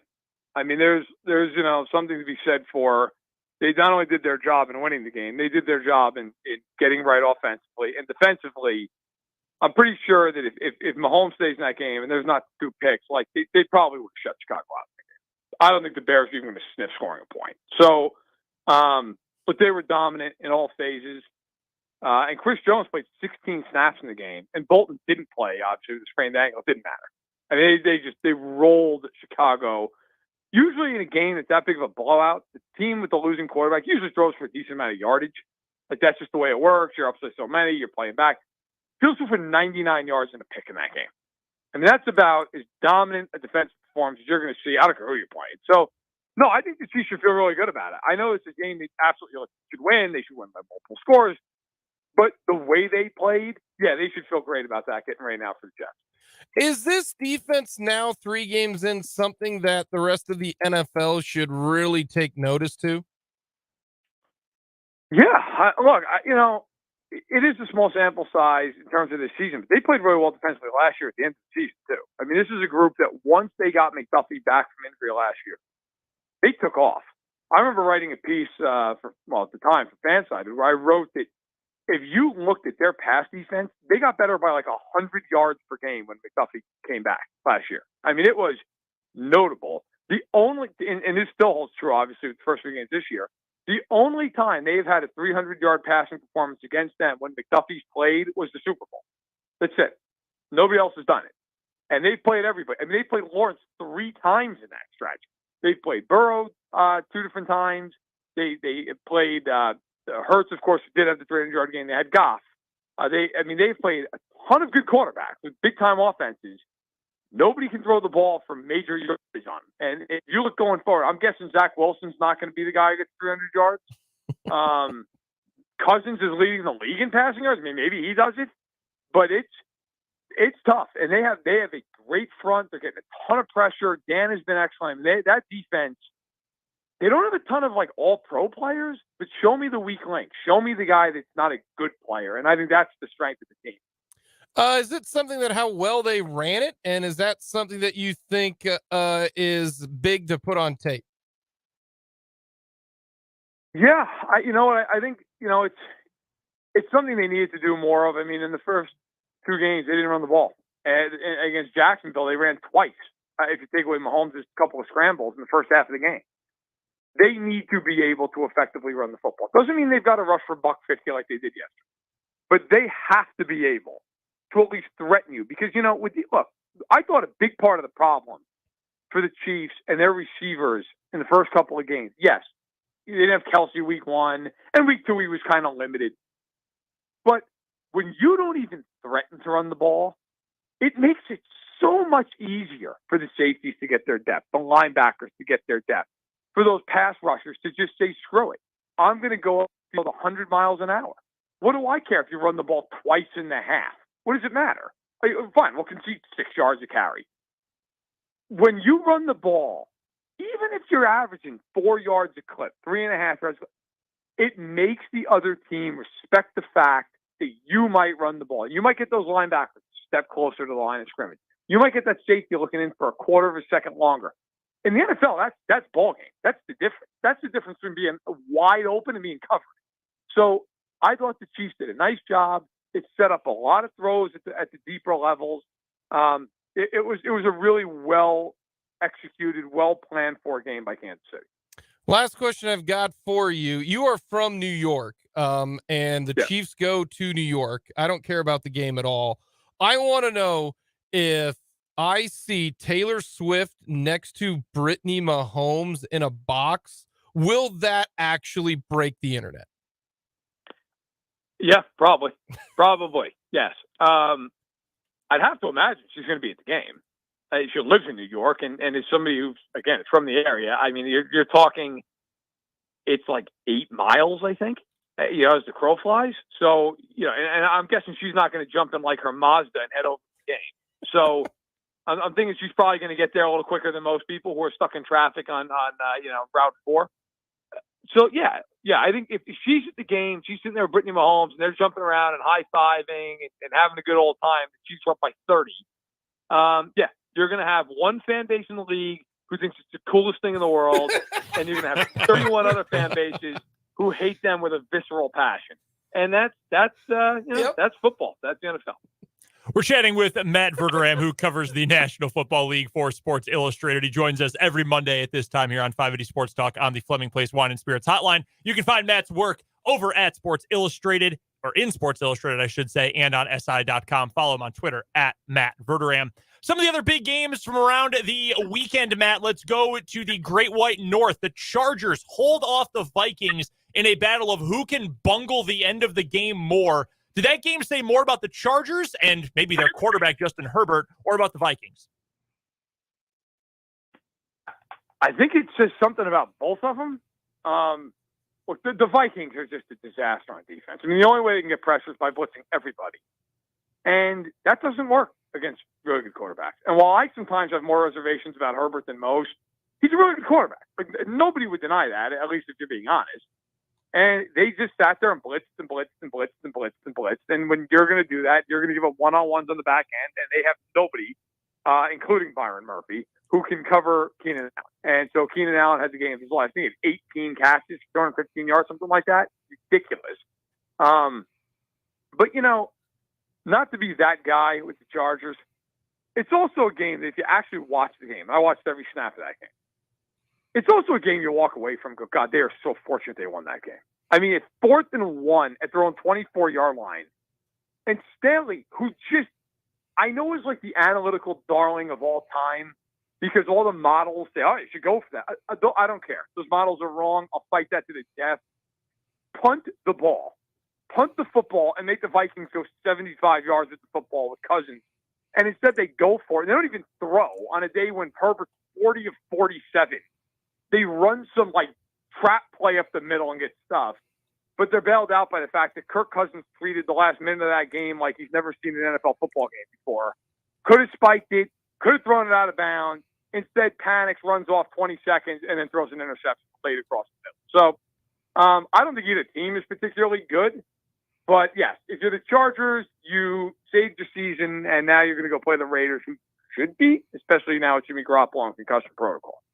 It's not often that a game that features a 17-point comeback all in the fourth quarter is essentially an afterthought of the weekend. But that's what happened in Green Bay in the Packers home opener. They were down 17-0 going into the fourth, and then they scored 18 in a row and ended up knocking off the New Orleans Saints. I know the Saints lost Derek Carr, Matt, but how impressed were you with Jordan Love and his performance leading the Packers back? Very. I was at first briefly annoyed because I had written my piece on that game and then had to completely scrap it and start over. But no, listen, I thought he showed a lot of poise, and that's a tough spot. That Saints defense is very good. To come back in that game, to make all the plays down the stretch, and yeah, look, I get it. The Saints missed the field goal late, fine. The Packers did enough to force them to have to make that field goal. They didn't do it. Didn't execute. I thought Jordan Love, as he's shown the first couple of weeks, played well. He's done a nice job. I think if you watch their games, you see a kid who, he's kind of rounding into that role. He's done well. If you're a Packers fan, how can you not be happy with the way he's played? It wasn't perfect yesterday. Early on, you mentioned they were shut out to 3 quarters, and he missed a couple throws you'd like to have back and all the rest of it, sure. But I also would contend he's been playing with half an offense. I mean, they don't have Christian Watson. Aaron Jones has been hurt. Bakhtiari missed the game. But they have not had a lot of talent around him. And yet they're sitting 2-1, and they got a Thursday night game I'm going to be covering. I'll be up in Lambeau for that game. And I'm really excited to watch it because I think that is going to be a very, very good football game. Our guest is Matt Verderame of Sports Illustrated. He joins us every Monday on the Fleming Place Wine and Spirits Hotline to talk about the biggest storylines in the National Football League. You can find his work at SI.com, in Sports Illustrated. Check him out on Twitter as well, at Matt Verderame.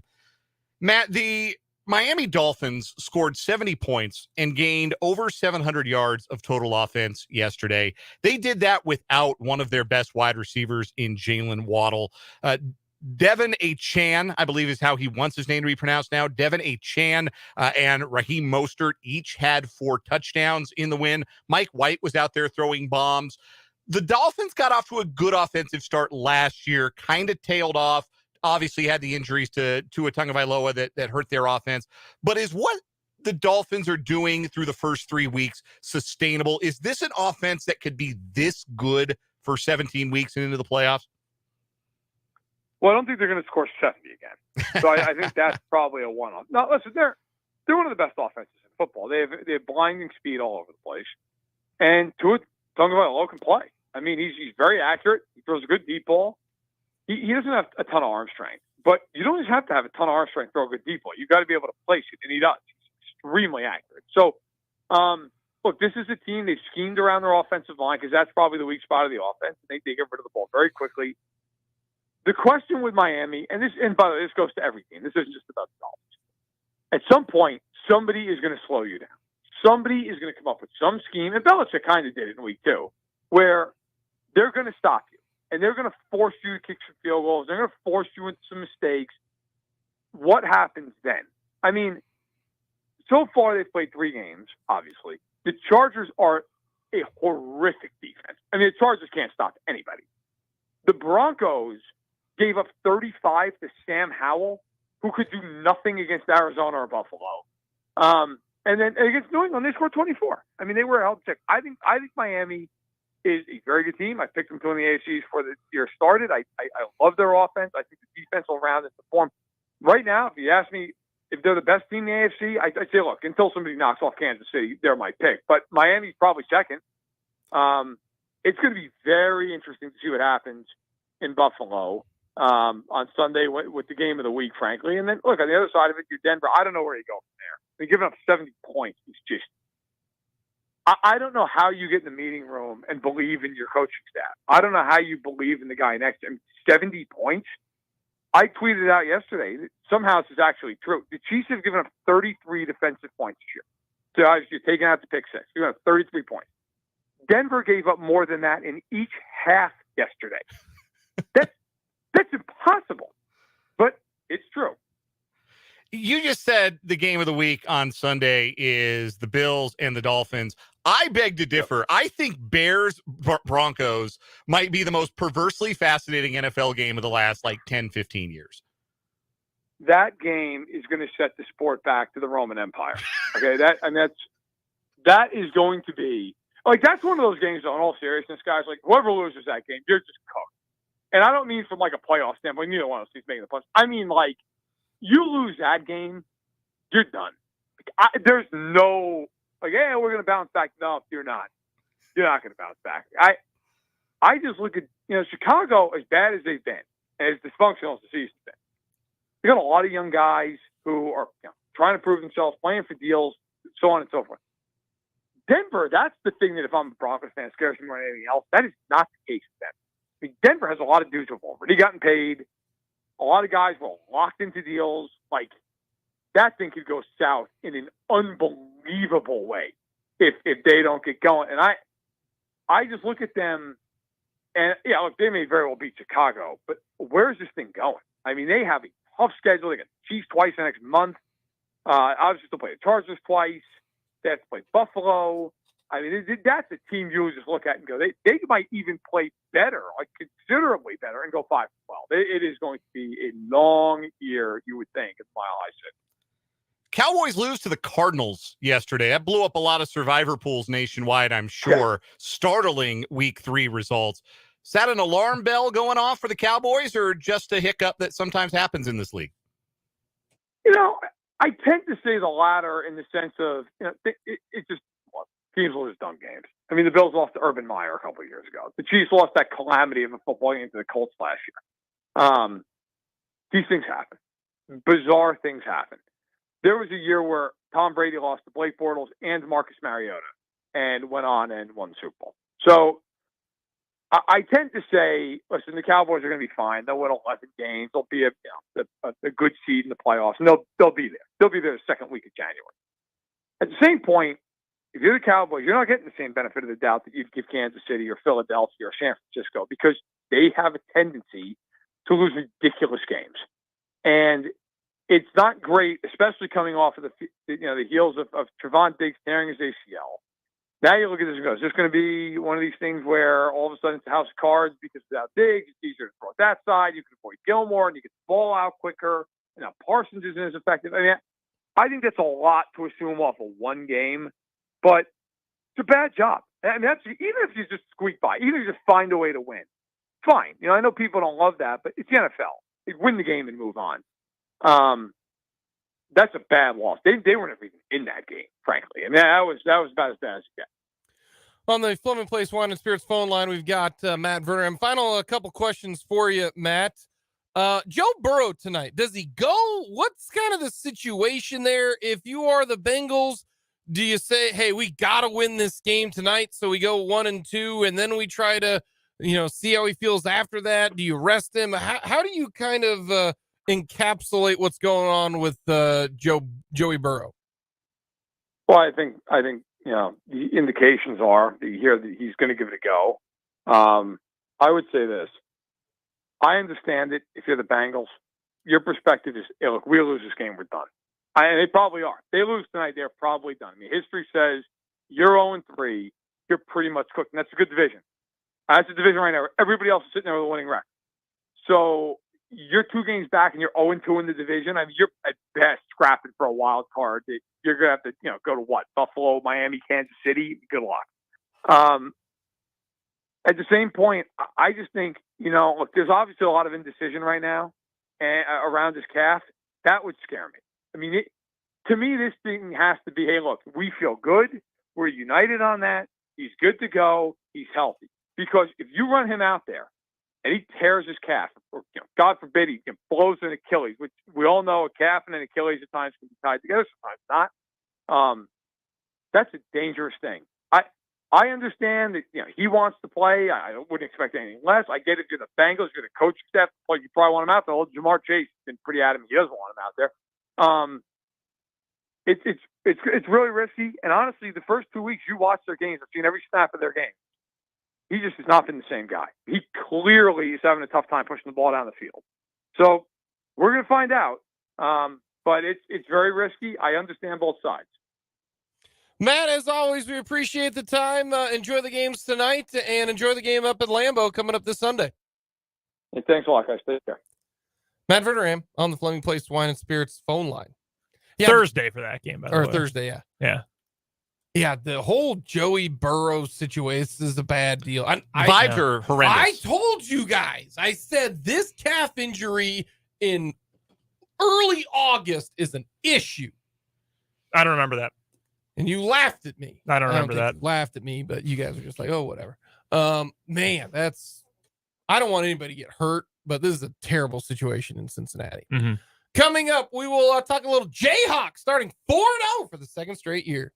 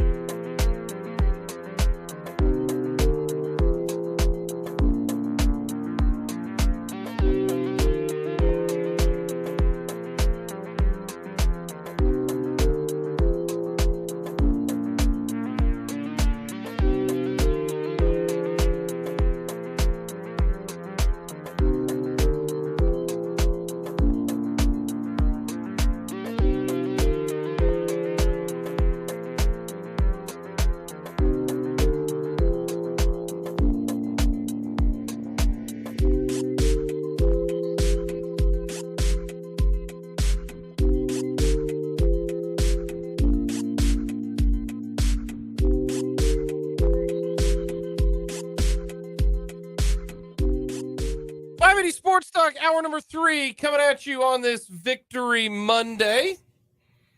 Jake LeBon, Brandon Dorzinski, Dan Lucero with you. We appreciate you stopping by, talking all things Chiefs, Royals, KU, K-State. A lot of good stuff.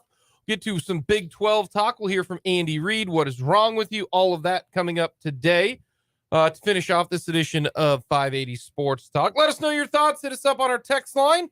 Very easy to get to. You just take out your phone. Type in 785-272-9429. You can also... That is indeed how you send a text. Yeah. Or you can go to YouTube.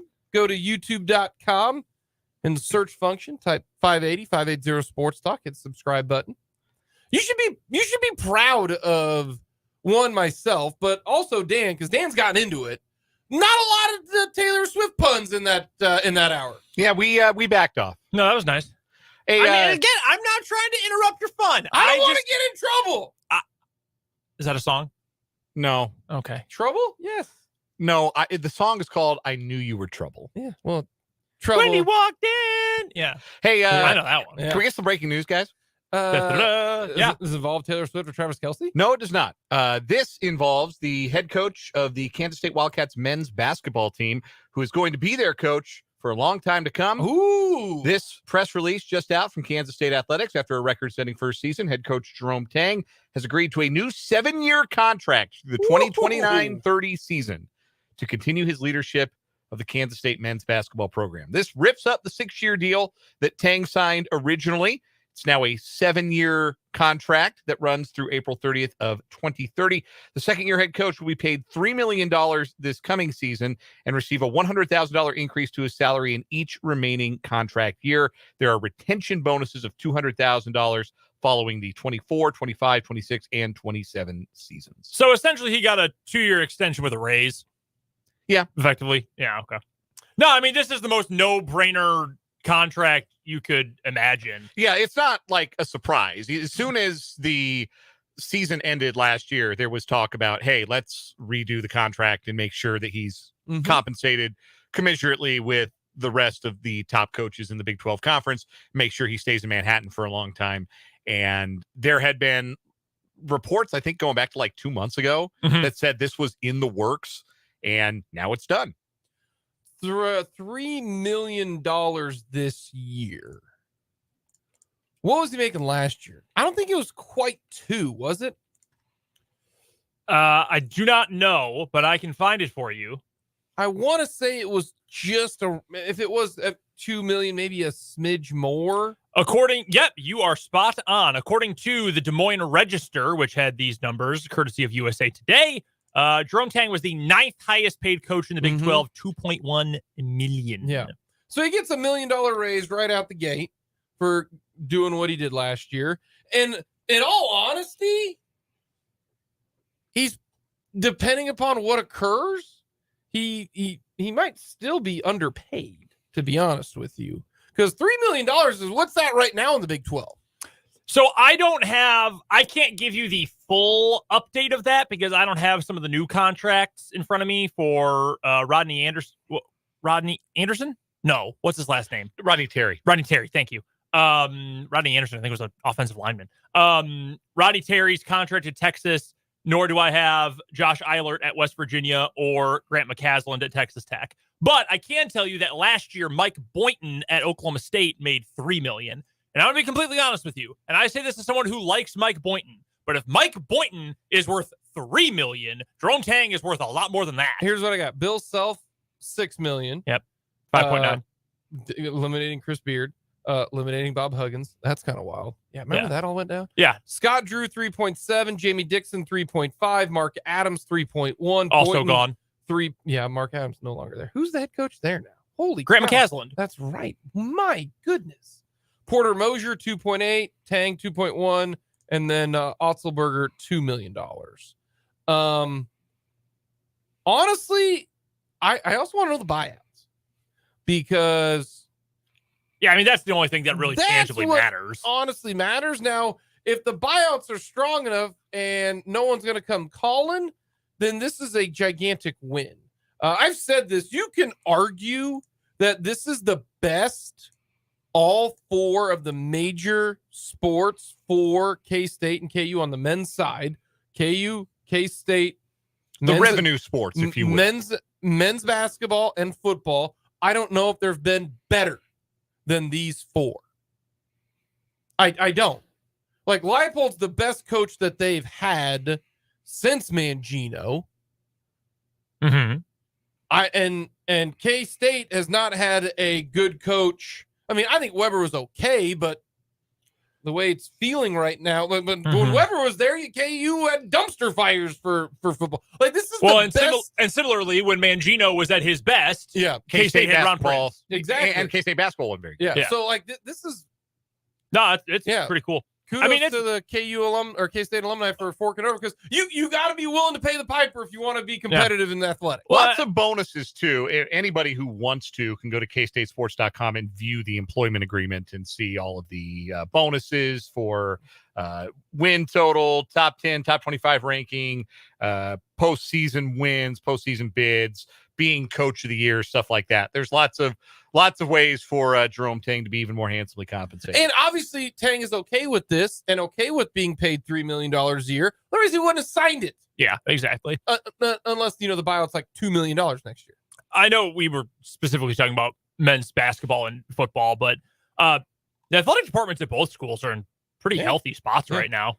I mean, women's basketball is a legitimately good program at both schools, which has not been the case for a long time. I can't speak to all the K-State non-TV. I'm going to start saying non-TV sports because I think that's a better way to put it than non-revenue. Anyway, like KU volleyball's top 20 again this week.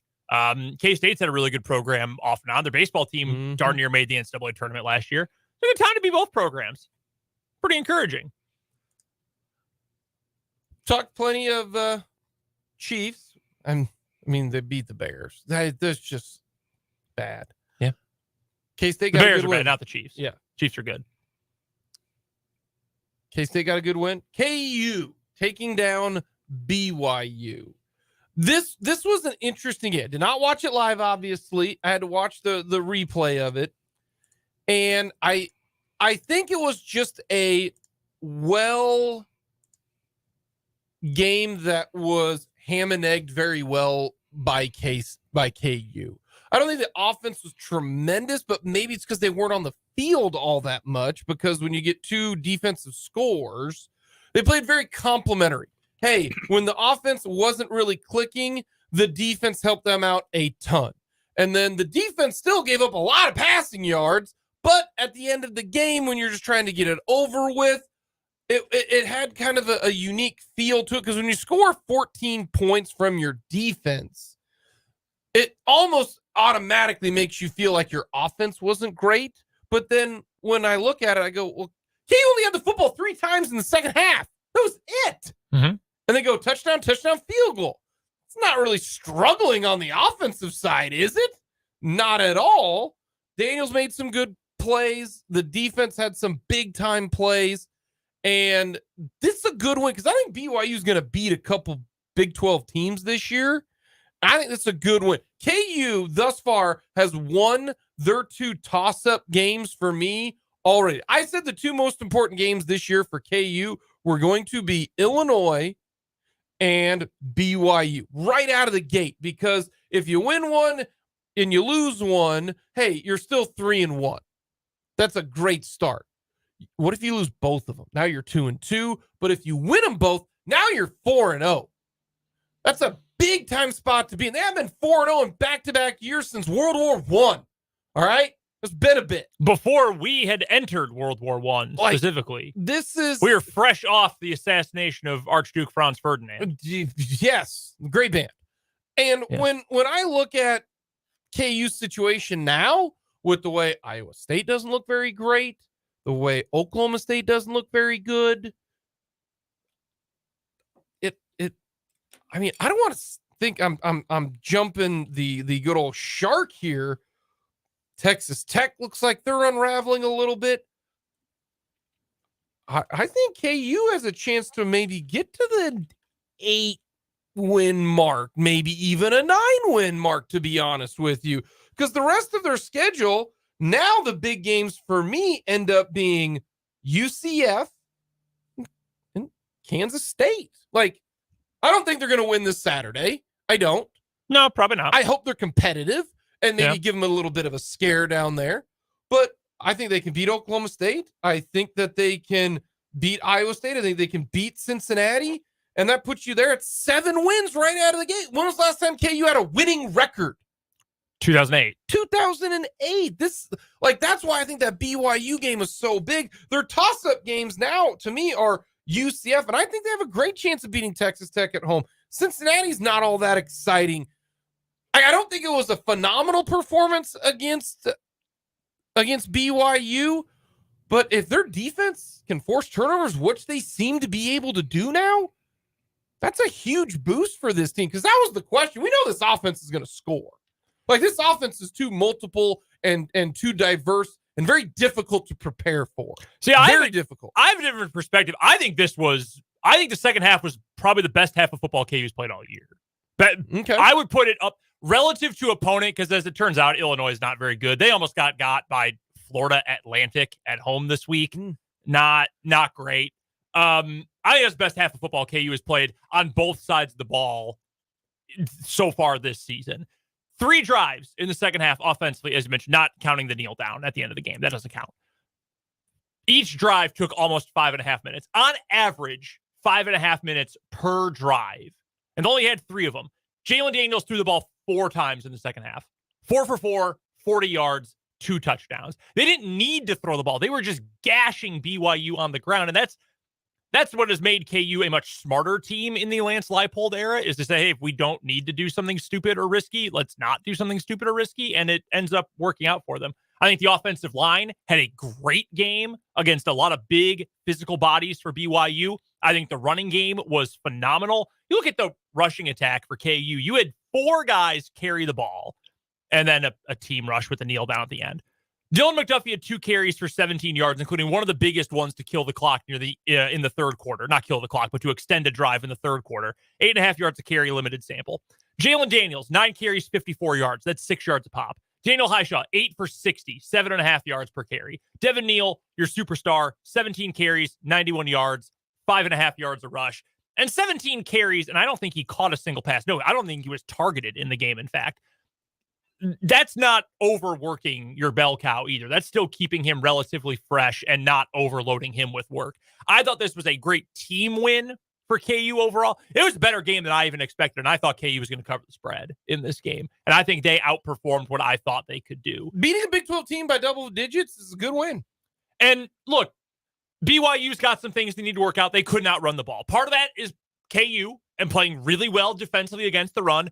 Part of that is that BYU's offensive line is not good. We talked to Mitch Harper from KSL on Friday's show, and he said, yeah, honestly, we've been kind of disappointed in what BYU's offensive line has been.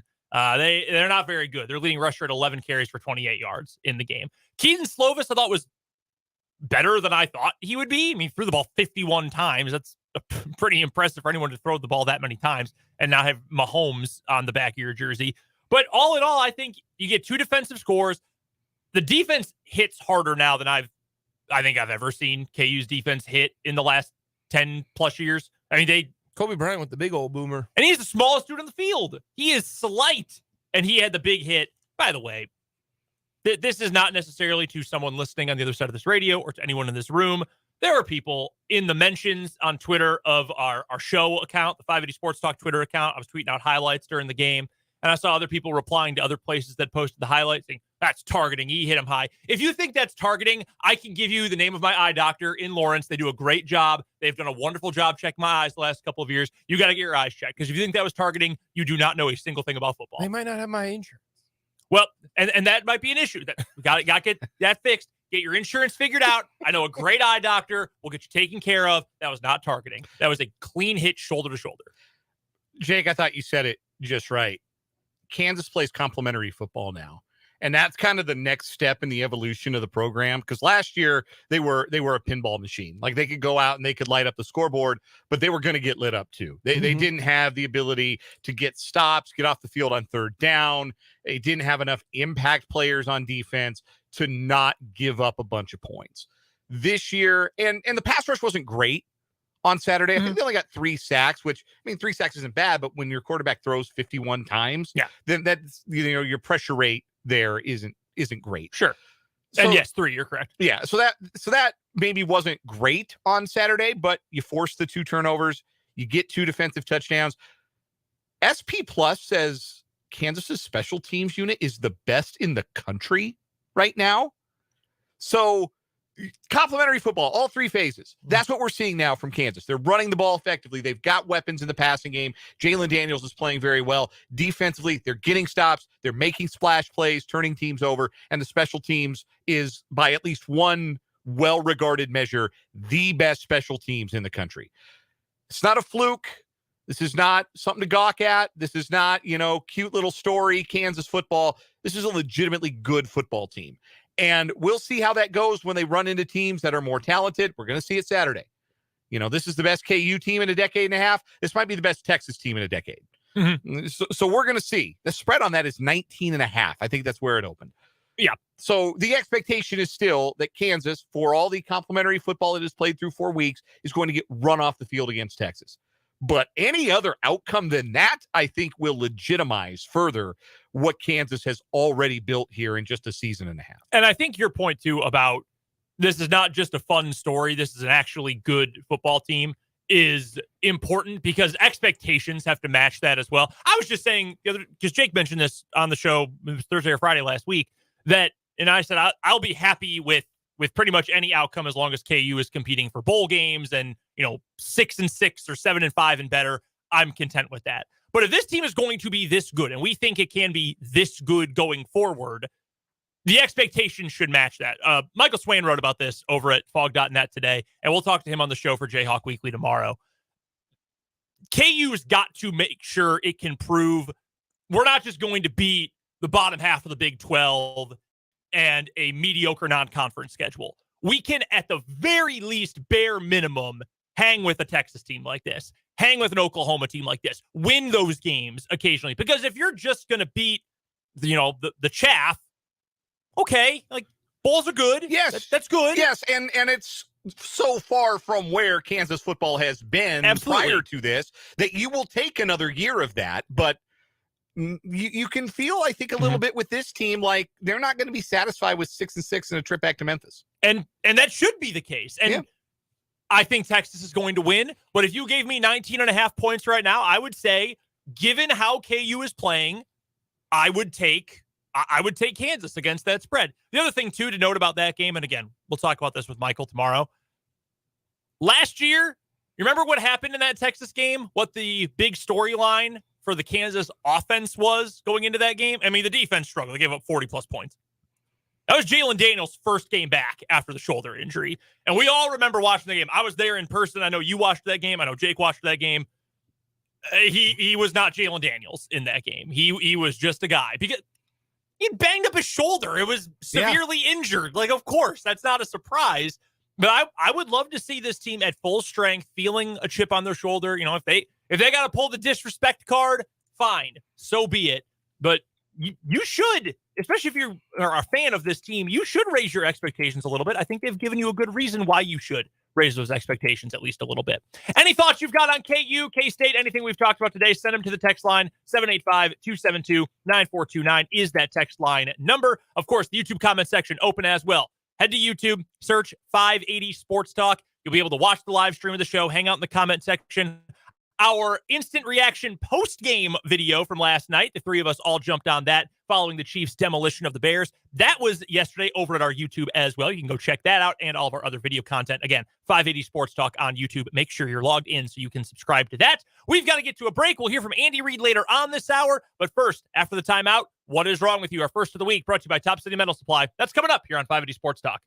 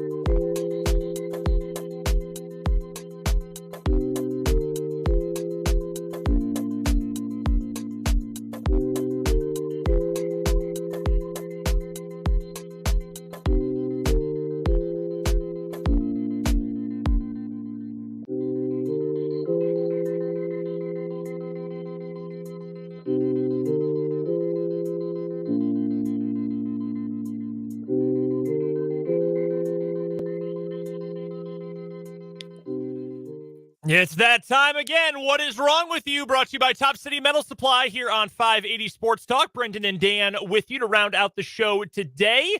We got 2 new stories going head-to-head, and of course, they are brought to you by Top City Metal Supply, who cuts the metal you need to your specifications, saving time, money, and material. Never settle when it comes to metal at Top City Metal Supply on South Topeka Boulevard, halfway between Frito-Lay and Forbes Field. Dan, why don't you go first with our stories today? All right, we are going to the San Fernando Valley in California, where a shirtless man wanted for robbery and grand theft auto led officers on a slow-speed pursuit with a dog in his lap from behind the wheel of a golf cart Sunday night.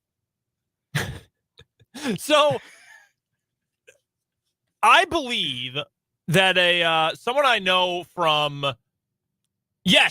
someone I went to college with, someone I went to KU with, is he's currently a producer for the 33rd team, the NFL behind the scenes website. Sure. He lives in LA. He tweeted, LA friends, please turn to NBC and watch this man being pursued by the cops on a golf cart while holding his dog. And I saw the headline of yours earlier and I thought, this sounds familiar. Yeah, so it's one of those where the details are just kind of right there out front. The pursuit started just after 9 p.m. in the 18700 block of Ventura Boulevard and ended approximately 10 miles away near the intersection of Oxnard Street and Laurel Canyon Boulevard at around 9:44 p.m. Like, those are well-known street names. Like, you might know those street names if you've never been to California or the Los Angeles area. Like Ventura Boulevard, we love it. Like, that's what we're talking about here. Those are in I Love LA, man. So this is a pretty well-trafficked and prominent section of the valley. Video of the pursuit obtained by KTLA showed the shirtless suspect driving a golf cart marked with the word security on its side, weaving through traffic, moving into lanes on the wrong side of the road as several marked patrol vehicles trailed him, all while holding a medium to large sized dog on his lap. I love that they could not agree, the editorial team at KTLA.com, whether it was a medium sized or a large sized dog. I would have gone with medium. Bit of a chunk, but not like a huge dog. Like large size, you're thinking like a Great Dane, like a German Shepherd or something. Yeah. You're thinking something like that. This is just a chunky boy. This is a medium-sized dog who perhaps could stand to go on a diet. Anyhow, the footage also showed people out on the street taking photographs of the suspect as he passed by. I've got the snipping tool. I'm going to pull a picture of the dog. I'm going to let the people on the YouTube decide how big this dog is or not.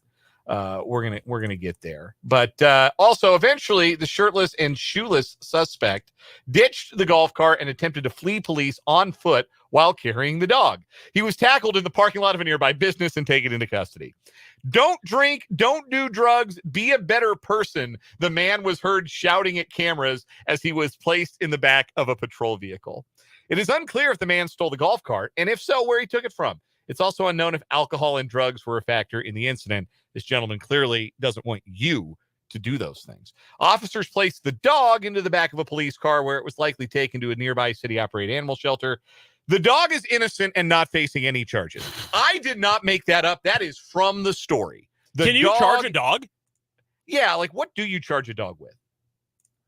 I don't know if that's possible. Do dogs have to obey our laws? Or are they governed by a different law? I don't have any idea. I'm just glad to know he was innocent. I'm going to put up the dog. If you're watching on the YouTube, 5A Sports Talk on YouTube, there's the dog. Clearly innocent. Did nothing wrong.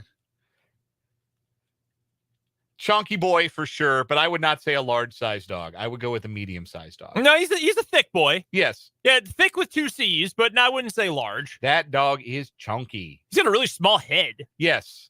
Maybe that's what it is. Maybe he's got a really big body and a small little noggin. Yeah, I kind of think that's the issue here. I awkwardly proportioned. Yes, an awkwardly proportioned boy. I love him very much, and I am glad that he is innocent and was cleared of all wrongdoing in this instance. My story today is going to take us to the Villages in Florida, where we meet a woman who needs to chill out and her husband who is just fed up. A wife has been sentenced after pulling down her husband's shorts at Town Square in the Villages. At the Town Square. 53-year-old Carrie Ann Graber of Bellevue, Florida, was arrested. This is a while back in February, on charges of disorderly conduct and resisting arrest at Spanish Springs Town Square. She was found passed out at 11 p.m. that night on the sidewalk at the square, according to an arrest report from the Lady Lake Police Department. When officers arrived on scene, Graber pulled herself up onto a bench. There was a puddle running from the bench onto the sidewalk, and Graber's jeans were, quote, saturated. Ew. The story goes on to clarify she urinated on herself. The native New Yorker then became belligerent and began using foul language toward police and even began pointing her finger at them. Well, that's just rude. She staggered and struggled to walk. Graber's husband then arrived on the scene and attempted to take the woman home. However, she screamed obscenities and then jumped in and out of his vehicle. When officers attempted to take her into custody, she struggled with them and then reached over and pantsed her husband. She pulled down her shorts. He eventually bailed her out after she served 12 days in jail. No, that's fair. He said, you know what? You're going to pull down my pants? You're going to sit there. Enjoy the next 2 weeks. I'm having vacation. You're going to sit there and think about what you did. This past week, she appeared in court and pleaded no contest. She was sentenced to time already served, had to pay $50 for each day of incarceration, plus $100 for the cost of prosecution and $238 in court costs. So if I'm not mistaken, in total, she had to pay $938 and spent 12 days in jail. He made her sit in jail for 12 days because she pantsed him in front of the police. No, I think that's entirely fair. I think that's entirely okay. I think that is so funny. I get it. I was reading this story today, and I got through the meat of it, and I thought, yeah, this is a good what is wrong with you. I'm going to throw this in, only to then hit the tail end of it where he made her stay in jail, which really hammers it home. That's funny. Awesome. That's really funny. That detail is really good, but so is the dog is innocent and not facing any charges. Some good kickers in our stories today. Really, there are. All right, these are two good ones to lead off the week. Who you got? Oh, man. So do we have like specific clarification again on, it's unknown. I gotta feel like alcohol and drugs were involved with the guy in the golf cart, right? Well, if he was warning people against the evils of drinking and doing drugs and requesting that people be a better person with his platform being broadcast on platform. Yes, being broadcast on live television after you're finally pulled over in your golf cart. Then I can pretty safely assume that there was probably some kind of substance that might be involved. But, man, he brought a dog into this. And that's why I'm leaning in that direction, is he involved a dog. Yeah. See, the woman peed herself. Yeah, like you. And then pulled down her husband's pants. Like you got to be like obliterated, capital obliterated to mess yourself in that way. We can send this one to the listeners. I think we should. Let's do it. Yeah, we haven't done that in a while. The We Report You Decide. We are torn between the de-pantsing and the slow speed chase with the dog. These are both really good. So, I will not be upset with either. So while we go to break here, send your vote to our text line, 785-272-9429. Or if you're watching on the YouTube, youtube.com/@580 Sports Talk, indicate your vote. You are either, again, voting for the de-pantsing or the slow speed chase. And whichever one gets the most votes is going to be our first weekly winner for the final week of September.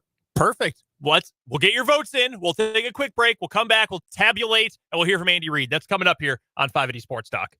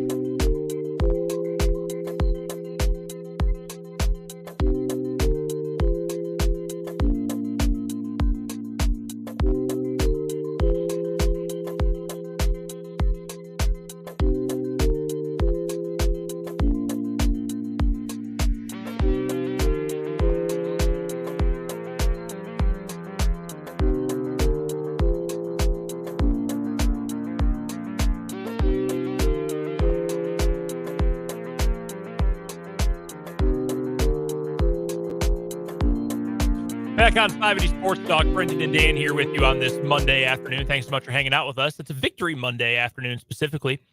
We'll hear from Andy Reid momentarily. What's our vote count from the text line? Dead heat. We need one more vote. All right. Next vote wins. Who will be brave enough to break the tie? 785-272-9429 and pick our What Is Wrong With You winner. It is either the man who led police on a slow-speed golf cart chase while holding a dog in Los Angeles, or the drunk woman in Florida who peed her pants and then pulled down her husband's pants. And then he made her sit in jail. And he made her sit in jail for 12 days. These stories are, like, obviously different topics, but are actually very similar.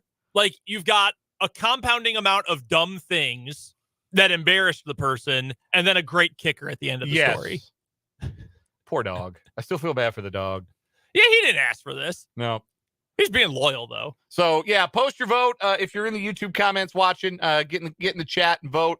Get in the text line. We got our winning vote from the 785. It is the depantsing. The depantsing. So the depants woman is the vote from the 785. That is going to be our winner for the day. When we bring this one up tomorrow, we'll bring up the this woman's mugshot as well. This looks like a woman who is starting to sober up and has regretted a lot in her life. Realizes that, maybe she didn't make a very good decision. Yes. Also is maybe feeling a little bit soggy in the pants at the moment.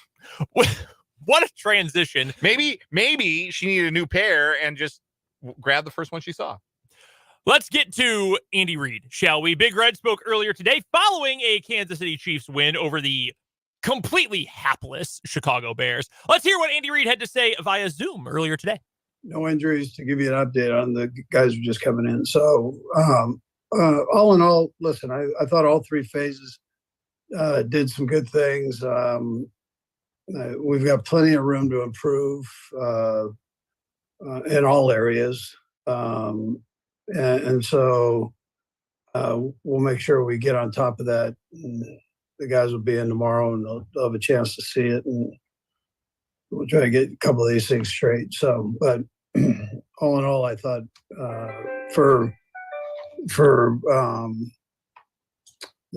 was a good day. Coach, I was just curious, after you were able to take a look at the film, were you reaffirmed about Juwan and his alignment? And is there a next step that you take now, or are you just kind of hoping that it takes care of itself in a sense? Yeah, now that I've had a chance to look at it, I'd even double down more on what I said yesterday. I mean, I just think, they've got an eye on him, and they better keep an eye on everybody else too, because it's to the point of being ridiculous. They got their point proved now out there to the world. So let's make sure we're staying consistent. Coach, can you take us through what your conversation was like with Patrick about the ankle, and were you close to taking him out at that time when he first sustained the injury? It was the ankle can twist one way or the other. And this was more, we call it basketball sprain, and he felt comfortable afterwards. So with it, and probably be a little stiff today, but I haven't seen him today to tell you. So, but he was good to go. Hey, Andy, couple things. First of all, how do you handle the Juwan Taylor situation with the referees? Are you going to be proactive and maybe talk to them before games? Like, hey, make sure you're not, my guy's innocent until proven guilty, if you will. And Brad, I'll have a second question as well. Yeah, we talked before the game.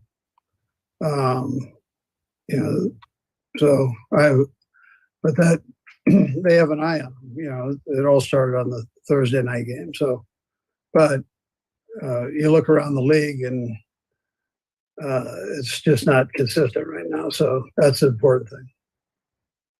All right. And Richie James, you have a sense he's out for the season, and however long he's out, is Montrell Washington your guy?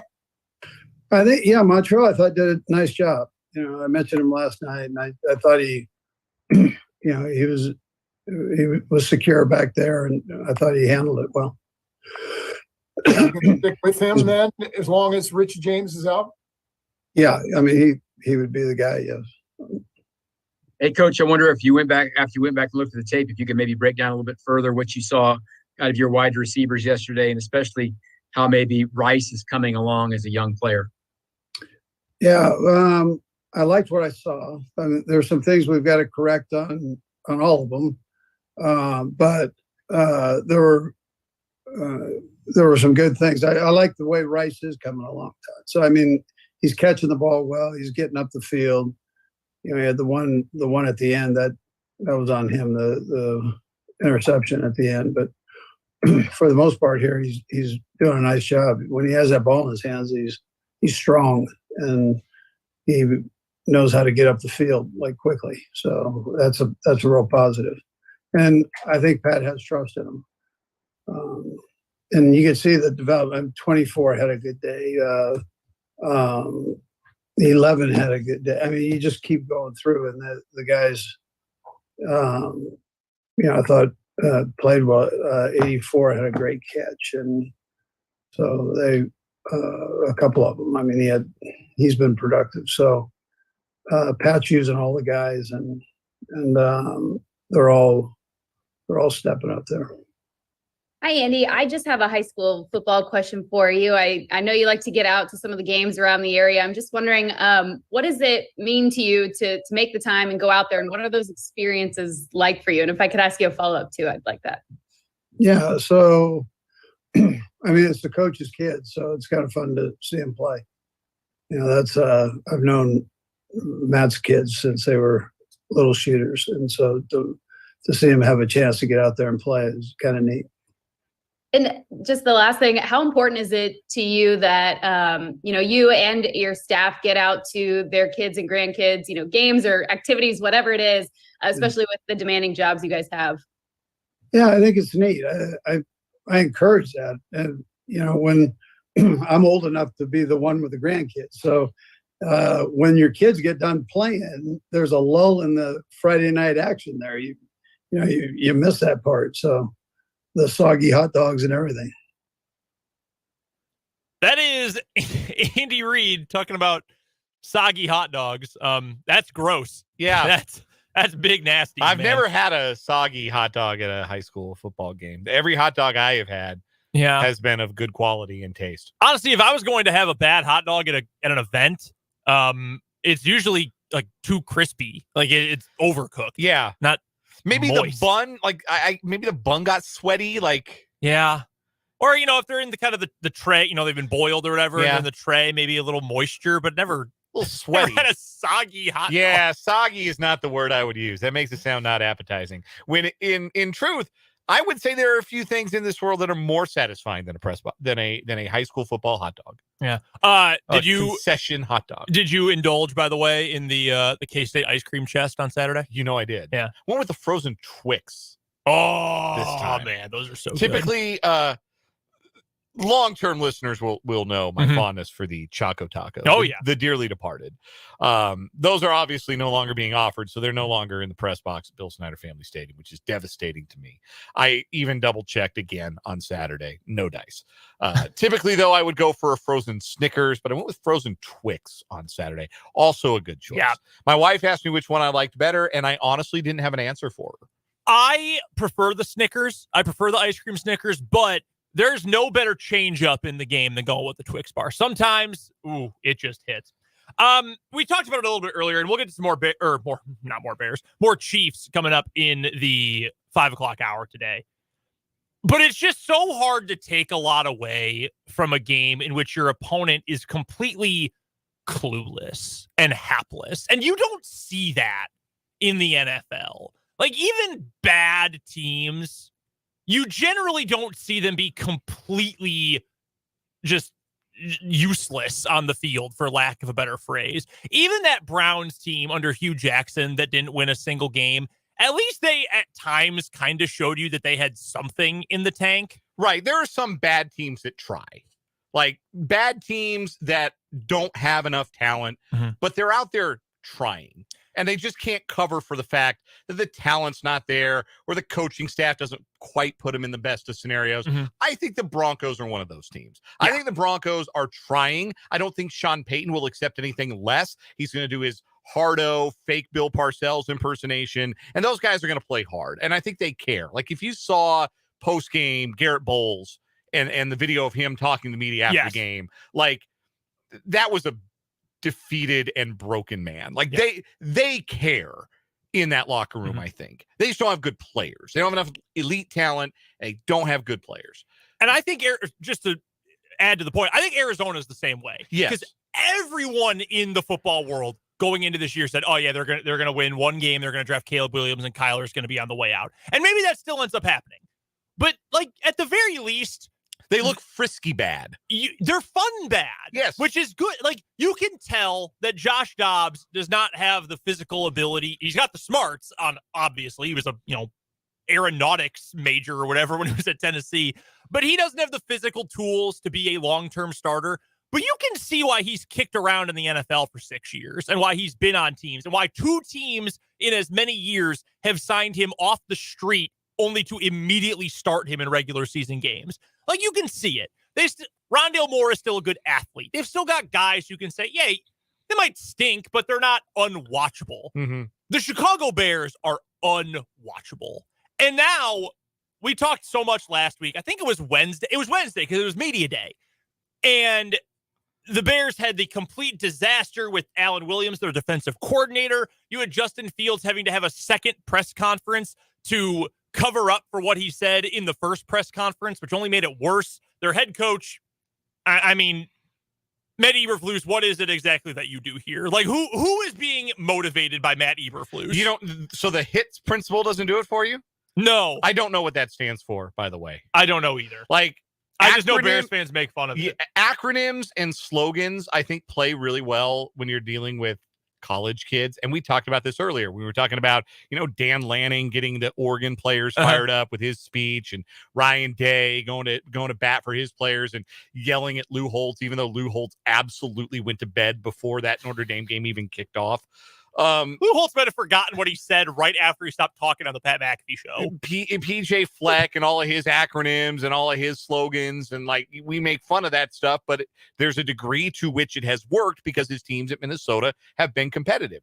It doesn't work with grown men. It does not work. Here is what HITS stands for: hustle. This is like a John Cena thing. Man, please tell me I is integrity. No, close. Intensity. Yeah, it was my second guess. T is takeaways. That's actual, like an actual football thing. And then the S is for smart, as in playing smart. Yeah, well, they don't do that. No, they don't do any of those things. No, they really don't. The ultimate sign that they're done. On Wednesday, Justin Fields was like, my coaching is bad. Then he said, well, the media is making this worse than it is. He went in 4 days to switching to, every day is a blessing. Every day I just look and say, I'm going to take it one day at a time, and I'm going to enjoy what I'm doing here, and I'm grateful to play football. That's effectively what he said during post-game yesterday. Yeah, I heard that. That is one of the telltale signs that you are done. You are barbecue chicken, put a fork in them, turn off the grill. You are done. Cooked. It's over. You know who else was talking like that after games this year? Adam Wainwright. Yeah. Yes, exactly. He got roast beef for a shoulder. He knows it's over. Yeah, that's the kind of thing you say when you go out and you give up 7 runs and 2 1/3 to the Royals or whatever it was when he got barbecued at Kansas City. And you say, yeah, I'm just grateful, grateful every day to have the chance to compete and just be with the guys and give it my all. Every opportunity I have to do that, I just don't take that for granted. And I'm looking forward to the next opportunity. It's an opportunity to get better. It's an opportunity to improve. We've all heard these so many times that we can make them up on the fly, like I just did. I mean, that is not what you expect to hear from a young quarterback who is supposed to be accelerating upwards in his development curve, because that's what you bet on if you're the Bears, because you didn't draft a quarterback this year. 8 earned in an inning plus. Christopher's got my back on what Wainwright's stat line was against the Royals, but it is. It's just I just thank God every day that I had this opportunity, Yeah. went out there and gave it my best. And I'm really blessed and favored to be able to do that. I'm going to go out next time and I'm going to do everything I can to help my team, help these guys. These guys have my back and I just want to perform for them. Part of Justin Fields' quote is, I think these past couple of weeks have made me appreciate the little things in life, like being able to play this game. Every opportunity I get to go out there and play, I'm going to have fun. I'm going to play my hardest. And, just thank God for giving me the ability to play. He's not talking like Adam Wainwright. He's talking like a terminal brain cancer patient. You know what this is? This is a man who knows that his next professional job is going to be the local pregame show on Columbus Sports Radio before Ohio State games. Better get ready to learn the exchange rate to the Canadian dollar, buddy. It's never been more over than it is right now. We've got 1 hour left of 580 Sports Talk, and it's coming up after the news.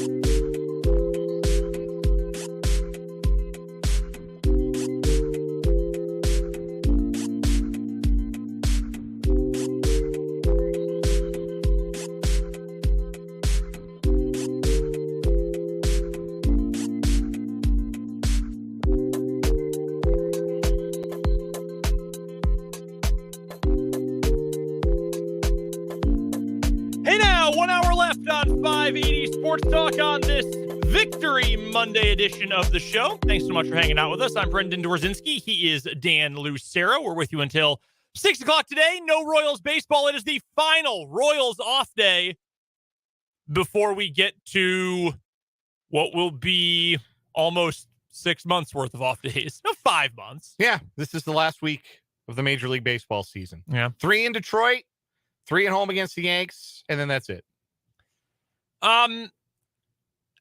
Good.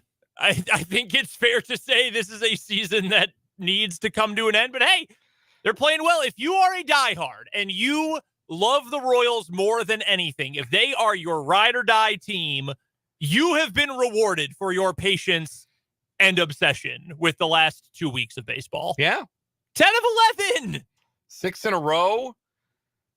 13-8 for the month. Damaging Houston's chances of winning the American League West probably beyond repair. Yeah, that's sick. Some satisfaction to be had in that, I would imagine. Yeah, so if you are living for the Royals, don't worry. You've got 6 more games left this season. None tonight, though. There'll be 2 early first pitches, well, early for us, coming up the next 2 nights. Tuesday, Wednesday, 5:40 first pitch. So we're out here at 5 the next 2 days. And then a noon or 12:10 first pitch coming up on Thursday before that Yankee series over the weekend.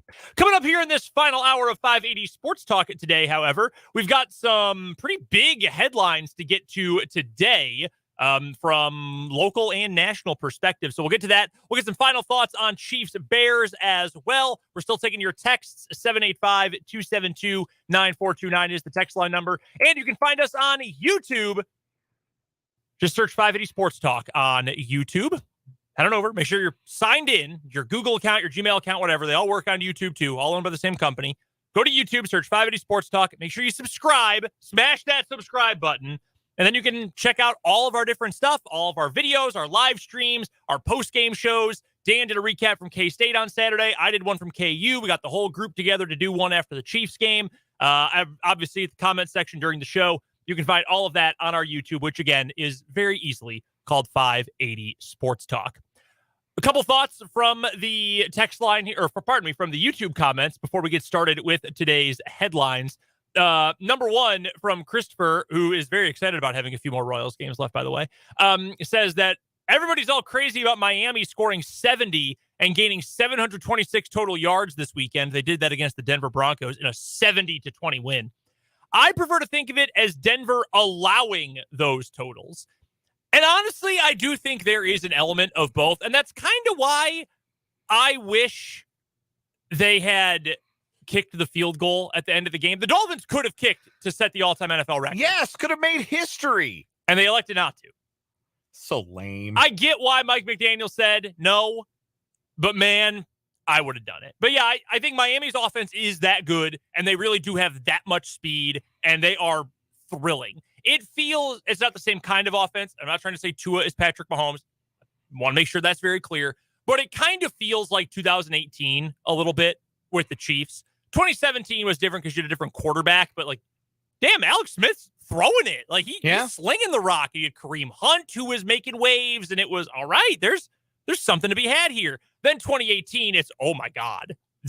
Oh, wow. He is that good. And he did take us to the next level.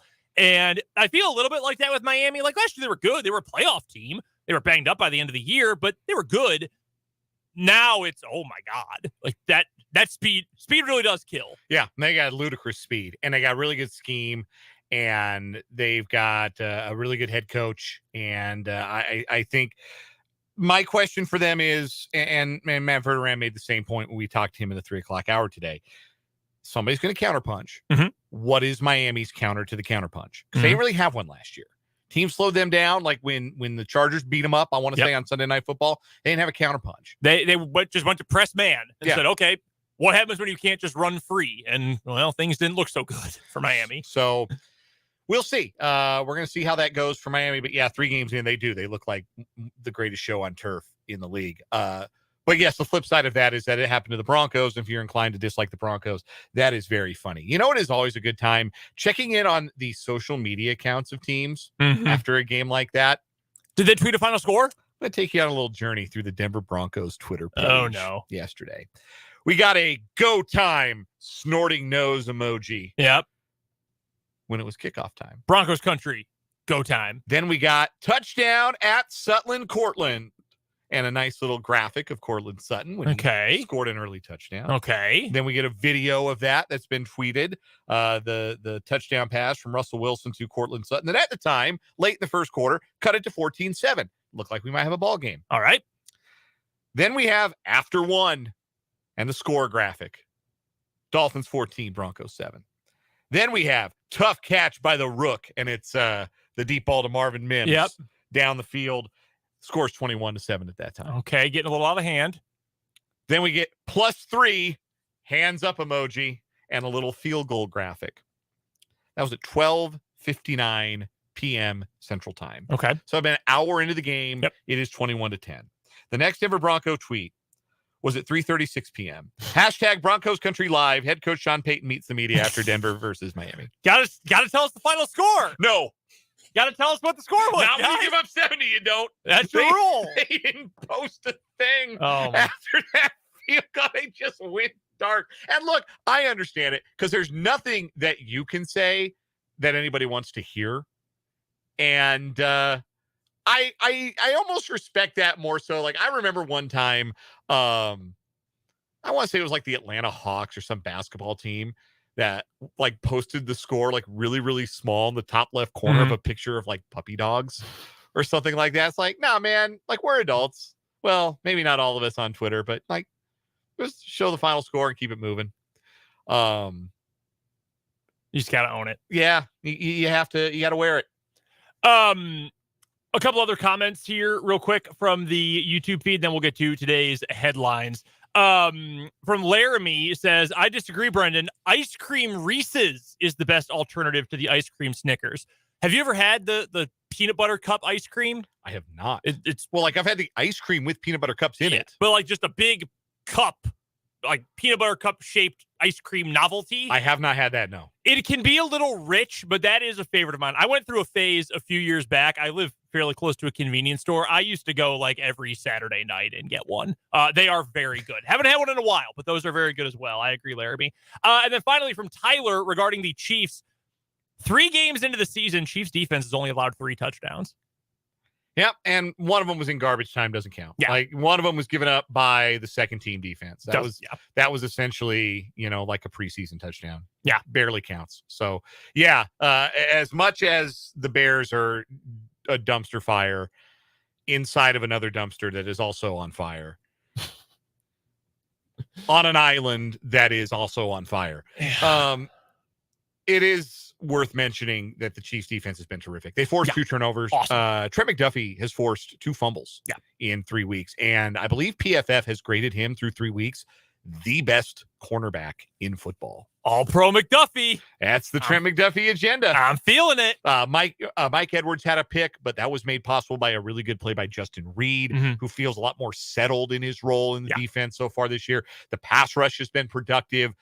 Mike Dana, contract year, Mike Dana, that's a real thing. A very real thing. Chris Jones has 2 sacks, 2.5 sacks in 2 weeks. Like, yeah, there's a lot to get excited about on that side of the ball. I don't think it's too early to start talking about this legitimately as the best defense that Patrick Mahomes has ever had.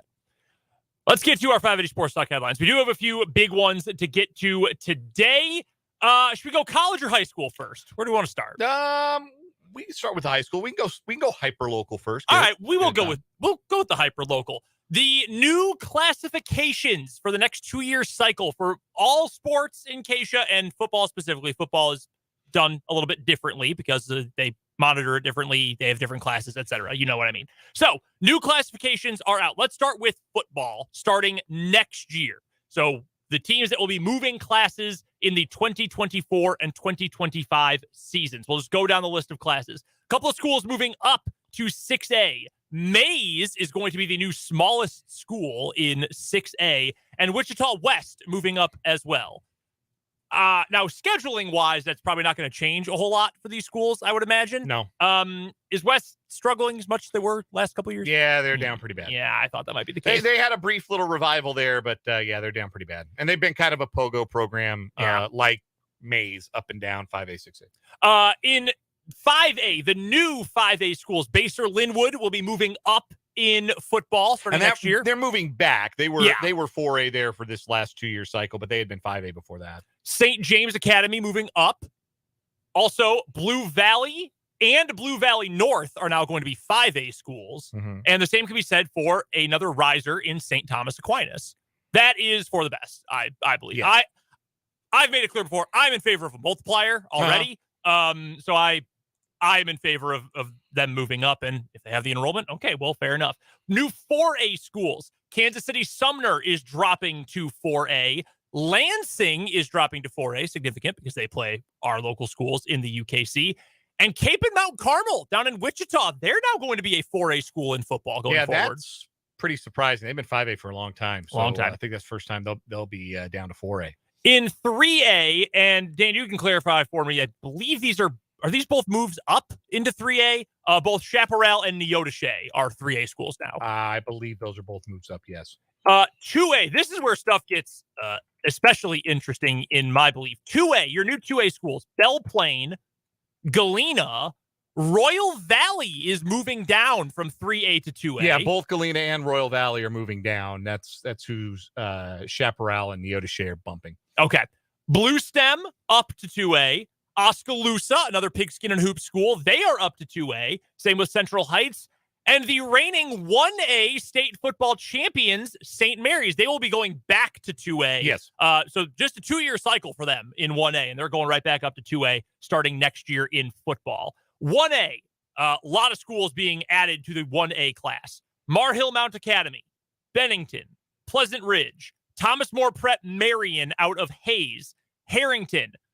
Now, the interesting ones, teams moving up from 8-man to 11-man football. Donovan West, Horton. No, Horton's down from 2A. Oh, Horton's down. Okay. I've got all right. Why don't you read these off because these are out of order for me. So, if they're out of order for you, they'll be in order for me. Schools down from 2A to 1A, Mar Hill Mount Academy, Pleasant Ridge, and TMP Marion out of Hayes. Also Horton and Rossville. That's the big one. That's the most notable one, I think, in our area, that Rossville drops from 2A down to 1A for football. So that, and correct me if I'm wrong here, but I believe then that is now the second time Rossville has moved down in the last couple of cycles. Yeah. Because their first three-peat was as 3A school. Yes, it was.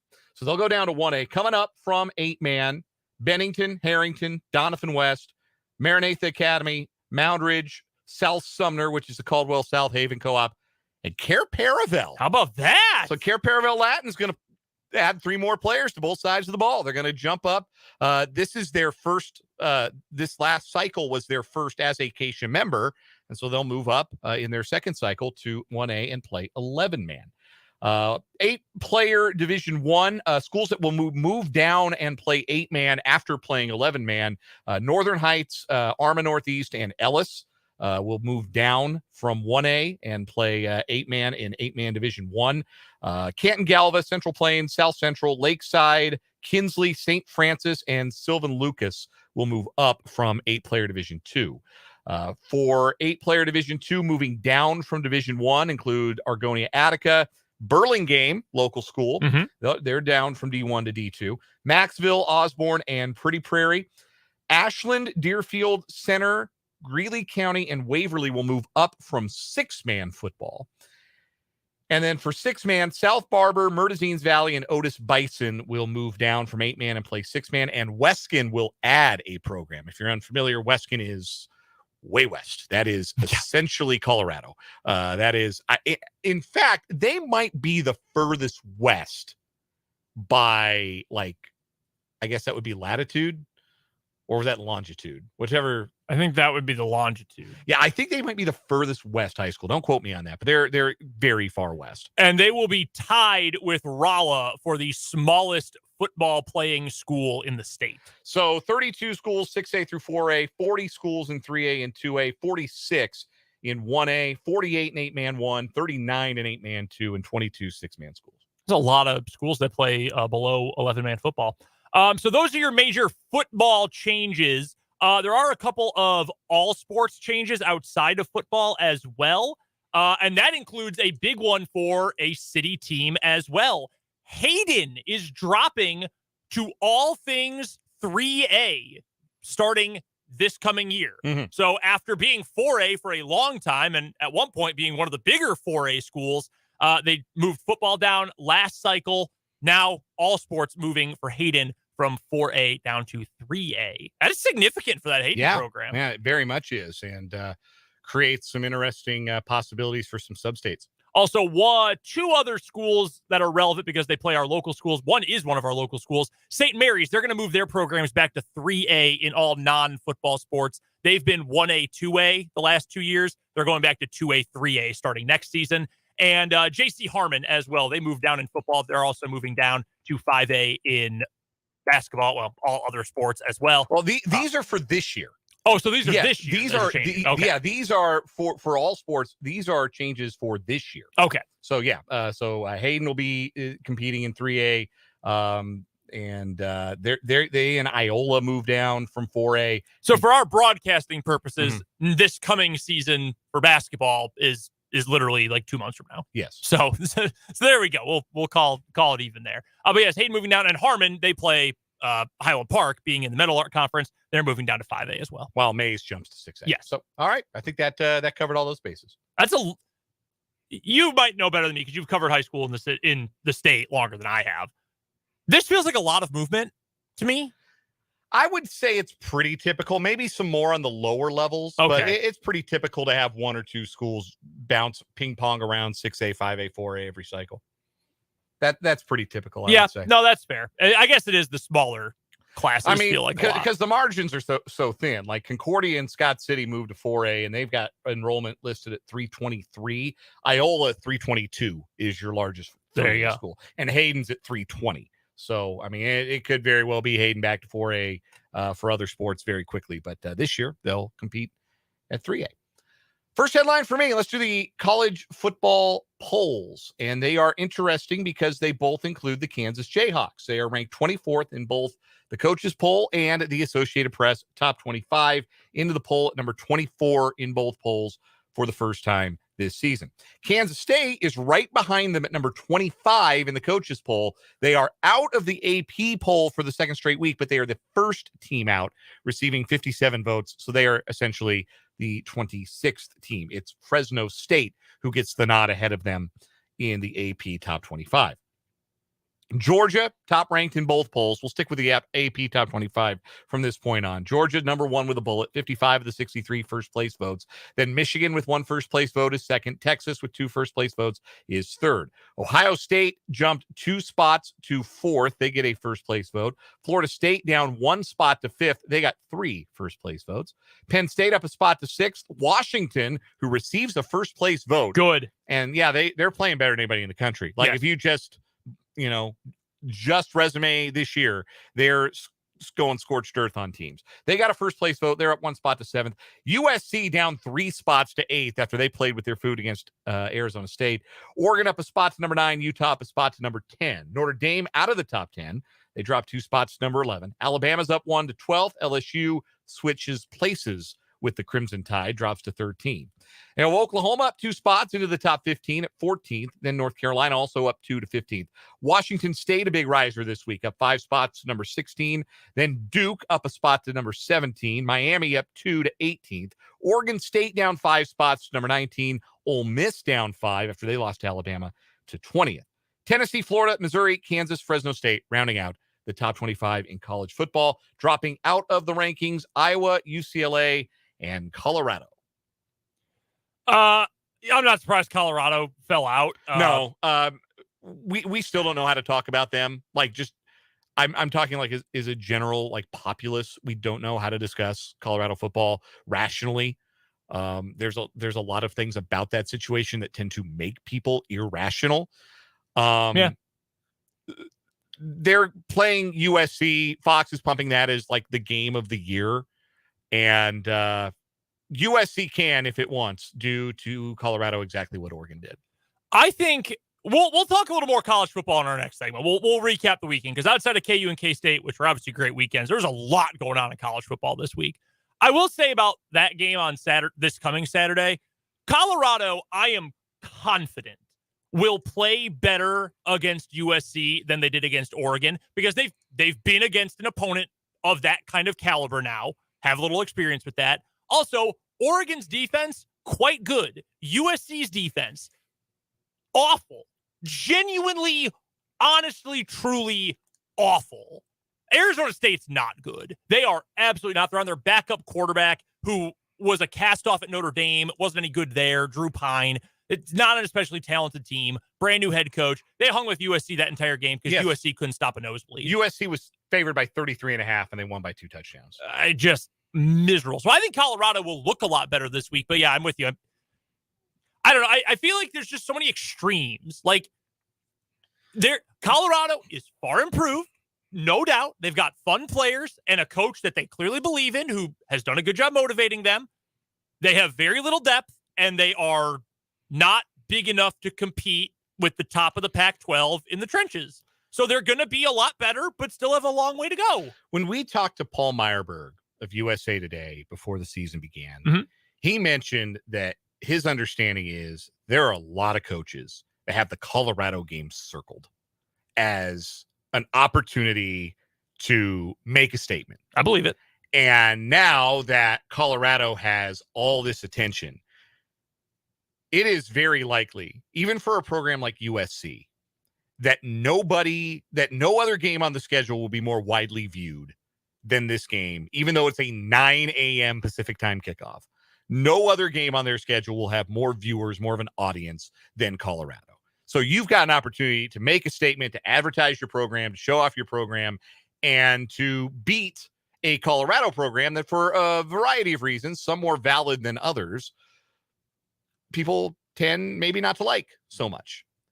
They are very, very popular in some circles. They are very, very unpopular in others. The discourse can vary from semi-toxic to wildly toxic when it comes to Colorado. It's a discourse, frankly, I'm just as comfortable staying out of at this point. But I do think that USC was caught looking ahead to Colorado because I think they have some plans for what they'd like to do to Coach Prime and the Colorado Buffaloes. And I think they're going to be able to do those things and more. I think offensively they can do whatever they want to Colorado. I would agree with that part. They can pick their final score. Do we have an over-under on that already? I'm sure we do. I haven't seen it. By the way, shout out to KU, ranked for the second year in a row. That is awesome. Yeah. How about that? So cool. Let me, I'm pulling up our book of record on the program, FanDuel. The over-under on that total is 73.5. Too low. For USC and Colorado. Over. Alternate total. Over. Need more points.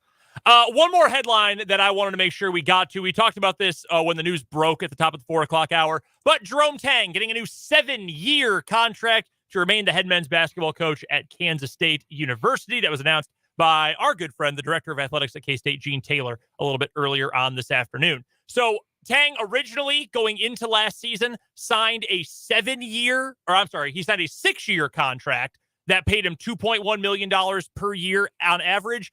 This new deal essentially replaces that old deal. So instead of having 5 years left, there are now 7 years on the contract for Jerome Tang, keeping him locked up with the program through the 2029-2030 season. The coach will be paid $3 million next year, and that will increase by $100,000 every year. So come 29-30, his average salary will be $3.6 million. There are also retention bonuses included after several years in the contract.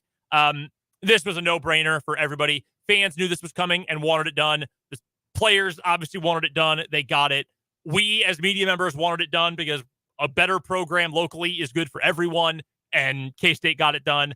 And in case you needed any more proof, unanimously approved by university leadership.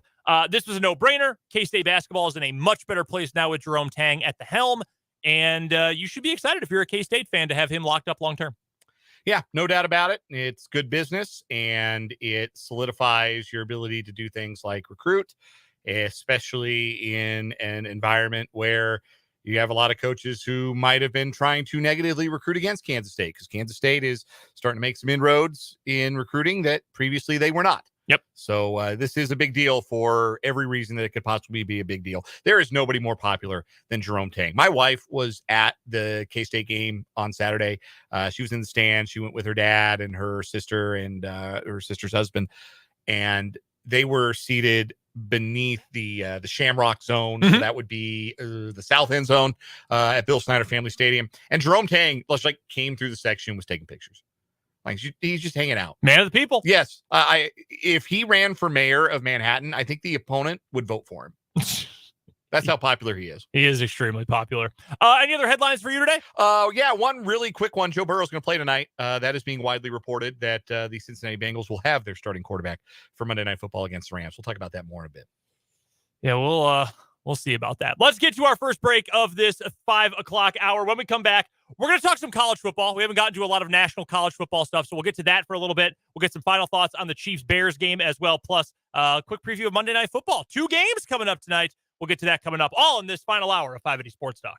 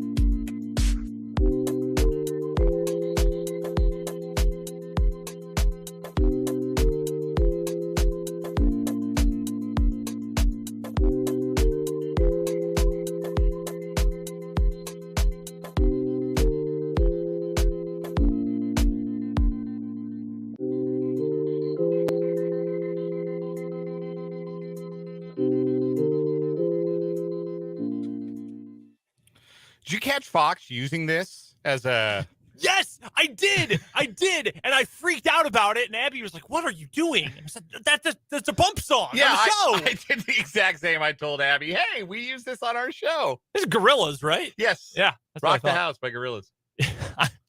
I was the Leonardo DiCaprio meme from Once Upon a Time in Hollywood, pointing at the TV. Oh, my gosh. Couple thoughts in on the YouTube comments. You're welcome to be a part of the show, either on the text line, 785-272-9429, or you can hop into the live comment section on the YouTube feed. Mark says, awesome for Jerome Tang. Yeah, if you're a K-State fan, you should be thrilled about this. And like we were talking about earlier, the football and men's basketball teams in the state right now, at least at the Power 5 level, I don't want to speak for Wichita State, but I know they're very happy with Paul Mills. No doubt about that. I mean, it couldn't be in a better spot with Leipold and Self at one school, Kleiman and Tang at the other. I mean, it's as healthy as these programs have been at the same time in a long time. Yeah, that's a good way to put it. And it does. It's really exciting. Makes the seasons much more entertaining. It makes the games between the two schools that much more entertaining. They're big stakes. Like, I think there'll be some real stakes for the Sunflower Showdown in football in a way that they really haven't been for quite some time. Also, Tyler, speaking of KU football, on the YouTube comments, he says, KU could shock the world this week. Look, KU has won against Texas as a major underdog before, including twice in the last 6 years. I don't I'm not expecting it to happen, but I wouldn't put it past this KU team. I think it is possible, not likely, but I think it's certainly possible. And I hope KU gets it done, obviously. And if you're Texas, you don't want to see that guy wearing number 6 healthy at quarterback for this game, because you might remember the last time he was healthy at quarterback when KU went down to Austin. So we'll preview that game coming up later in the week. We'll talk to Michael Swain tomorrow, specifically for Jayhawk Weekly. We'll talk plenty of KU football tomorrow on the show at the bottom of the 4 o'clock hour. Elsewhere from the college football world this weekend, we talked about biggest takeaways, biggest number 1 takeaways from the NFL week that was. What about college football? What game, what result, what narrative really stood out to you outside of the Colorado discourse? So I think 2 teams that we need to start talking about a lot more seriously when we talk about the upper echelon teams in the country are Washington and Penn State. Yep.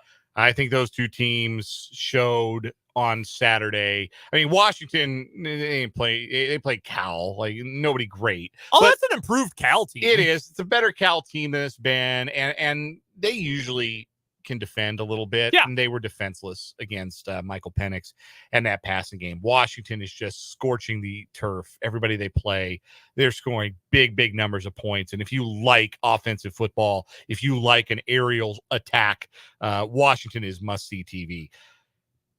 Penn State essentially did not allow Iowa to participate in the football game on Saturday night. Iowa ran how many offensive plays? Wasn't many. No, I know how many first downs they had because Yes. I still refuse to believe it. They had 4 first downs, Iowa, in the entire game. That's not like, in one half or in one quarter. No, they had a game is 4 quarters. They had 4 first downs. Iowa ran 33 plays. 33 plays. In a 60-minute organized, sanctioned college football game, Iowa ran 33 plays.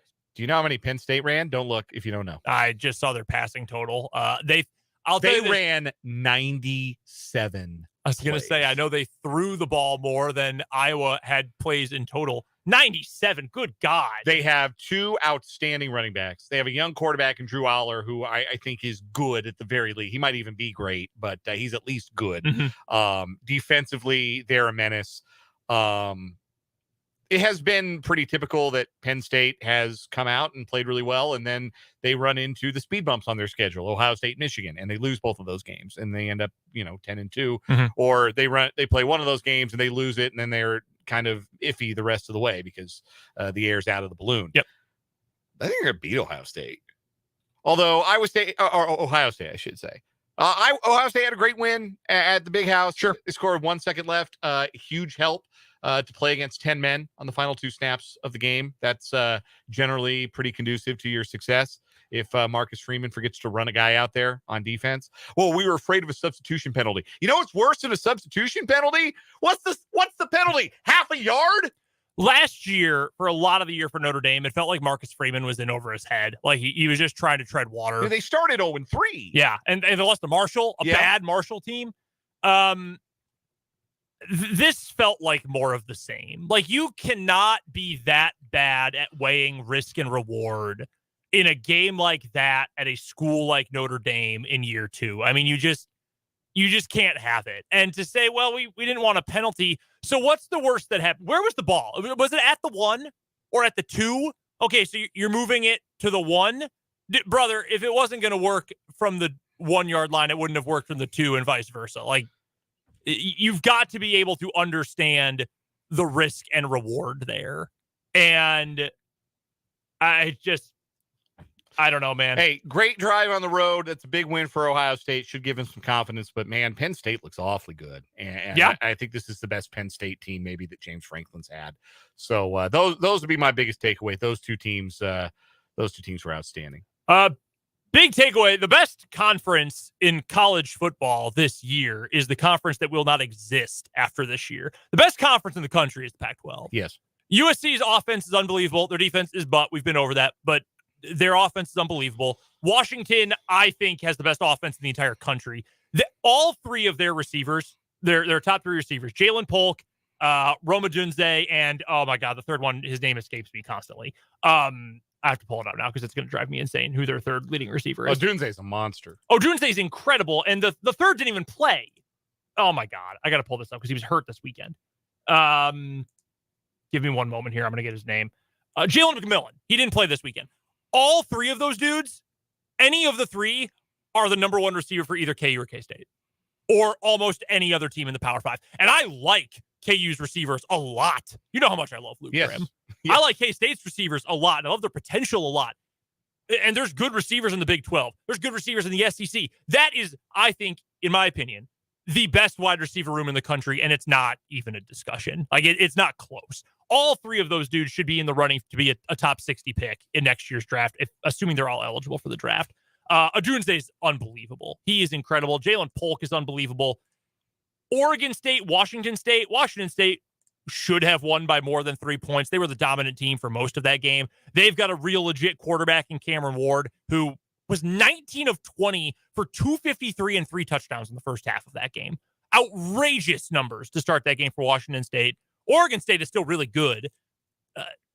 DJU is, in fact, still the same DJ Uiagalelei who was at Clemson. That is indeed the same guy in terms of being able to throw the ball beyond like 10 yards down the field, but he can run really well, and that's good for that offense.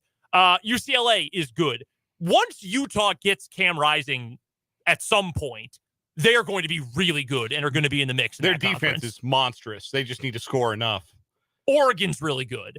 Colorado is improved. They're not a dumpster fire. They're a bowl team. They're an entertaining watch. Yeah. One way or another. You feel some type of way about Colorado. That's the one thing I will say. Yep.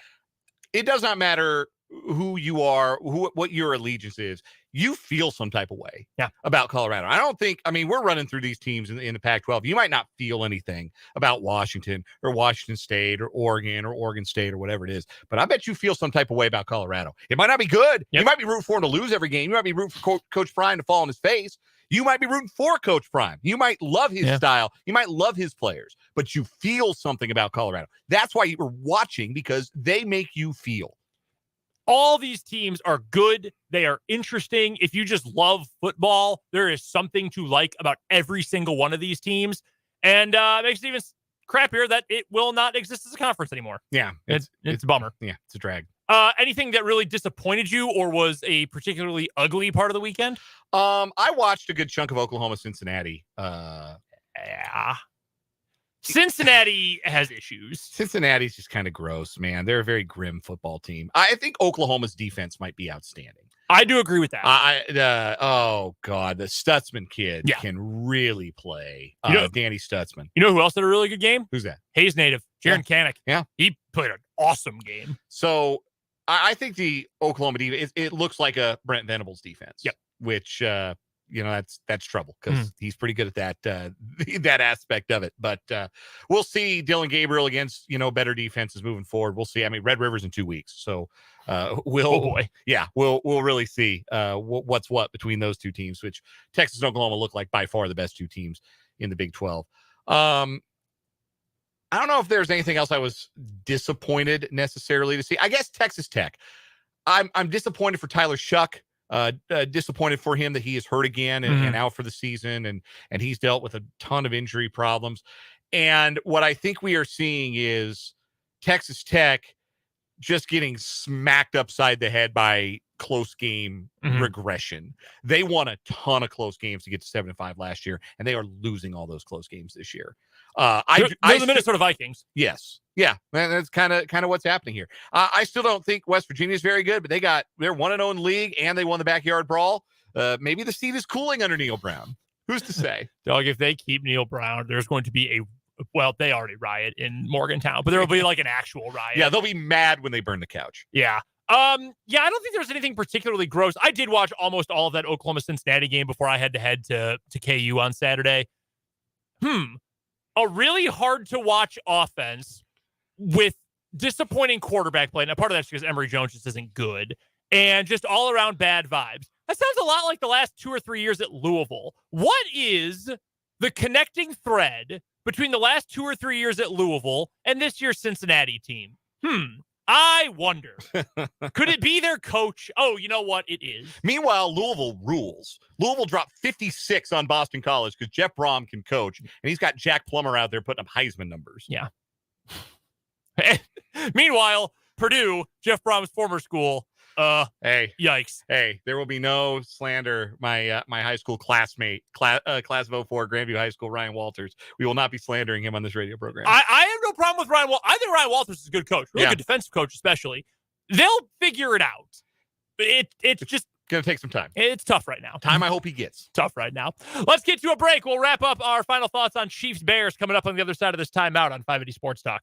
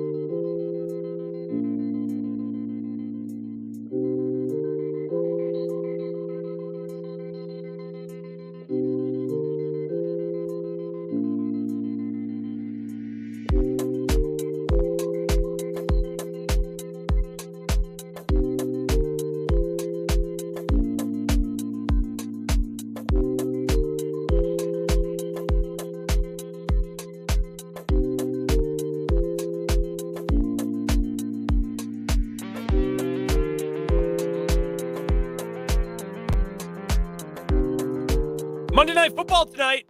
We got a twin bill tonight on Monday Night Football. Is this the last of the doubleheaders? I think so. At least for a while. It's not really a doubleheader. It's just two games. Yeah, just on simultaneous. I wish it was a doubleheader. That would have been nicer. Easier to watch. Although I will not be watching a whole lot of football tonight. It is my wife's birthday. Hey. So we're going out to dinner. We're going to do presents and cake. We're going to watch a movie. Very little football in my evening tonight. But we've got Eagles, Bucks, and Rams, Bengals tonight. Joe Burrow will play for Cincinnati. Who you got in both games? I am going to go with the Eagles to handle the Buccaneers. I don't think the Buccaneers are as good as their 2-0 start. And if the Eagles take care of the ball, I think the Buccaneers are going to come back to earth. I think they benefited a lot from turnovers first 2 weeks. I like the Rams tonight. I know Joe Burrow's playing, but Joe Burrow not at 100%. That's the word all over, is that he's not close to 100%. And we've seen what it looks like with him not at 100% these last 2 weeks. And it's not good. They can't push the ball down the field. They're not as dynamic. I think the Rams are going to have a big night, and Sean McVay is going to out-scheme Zach Taylor, his protege, and the Bengals are going to be 0-3. I will go with the Bengals because that just feels like an NFL game. Like, everything should point to the Rams. They're hot. They've got an all-time coach. They looked awesome a week ago. Joe Burrow is banged up, but it is the NFL, and that doesn't always mean you're going to win. So I'll go with my guy, Joe Burrow. If he comes out of this looking even IRs in his future, and I'm with you on the Eagles. The Bucs haven't played. They've played the Vikings, who are bad, and the Bears, who are awful. So they haven't played a real team yet, and they'll get that tonight in Philadelphia. Final thoughts on Chiefs Bears. I mean, there's not a lot you can take. The Juwan Taylor stuff is crappy, but again, it's unfair. But if you know it's coming, you got to find a way to fix it and to nullify the targeted attack, if you will, if you're Juwan Taylor. We haven't talked about him today because it was such a dominant win. I thought Isaiah Pacheco looked great in his limited snaps. 15 carries, 62 yards, a touchdown. He's a stud, man. He really is. Yeah, all three running backs got involved. Pacheco ran hard, ran well. Clyde Edwards-Helaire had a touchdown, showed a little bit of a burst. Jet McKinnon had 2 touchdowns. He was somebody's big chief pick on Friday. Well done. Thank you. Well done. We all did pretty well, I think. Who'd Jake pick? Tranquil. Oh, yeah, Tranquil played great. Yeah. And I had Kelsey, who obviously had a big weekend. So according to this tweet from the Sporting News, in the last 24 hours, Travis Kelce has seen a 400% increase in merchandise sales at the NFL shop. He's now owner of one of the top 5 selling jerseys in the National Football League, and he has 300,000 new followers on Instagram. Oh, my God. That fan base, man, is different. Yeah, like, it's one thing to be a sports fan, but sports fans have nothing on stan armies. And the Taylor Swift stan army, the Swifties, they're different. Like, completely unhinged. And not, look, if that's your thing, that's your thing. But you're truly built different if you're in that crew. Anything else really stand out from Sunday's game? For the Chiefs' perspective, I just thought it was really important that the passing game got in the rhythm the way that it did. That Rashee Rice got involved, Sky Moore got involved, Marquez Valdes-Scantling got involved, Justin Watson caught another deep ball, obviously Kelsey in the end zone. It looked like the Chiefs offensively. I know it's the Bears, and the Bears are lousy, but that looked like the Chiefs offensively. They looked like, and it wasn't 100% perfect. There were still a couple of routes, I think, that Mahomes thought a receiver would keep running or come back or take the route one direction and not another. But it looked like the Chiefs offensively. It looked like everybody was finally reading from the same hymnal, so to speak. And I think that bodes really well because they're going to need that next week against the Jets. The Jets have a good defense. It will not be easy to score points on them. The Chiefs are going to need to be in rhythm, but they look like they're finding it. And that was, I think, a really good sign. Chiefs win. They're 2-1. They get the Jets next week. And I'm going to be honest with you. The Jets without a real quarterback, still a really good defense, but without a real quarterback. And then after that, a Minnesota Vikings team that just cannot get out of its own way. I'm feeling pretty good about my Chiefs to win 4 of their first 5 games bet. I got that at even money before the season. I'm feeling pretty good about that one heading into week 4. We'll get to one final timeout. We'll come back. We'll finish up this edition of 580 Sports Talk with the final word.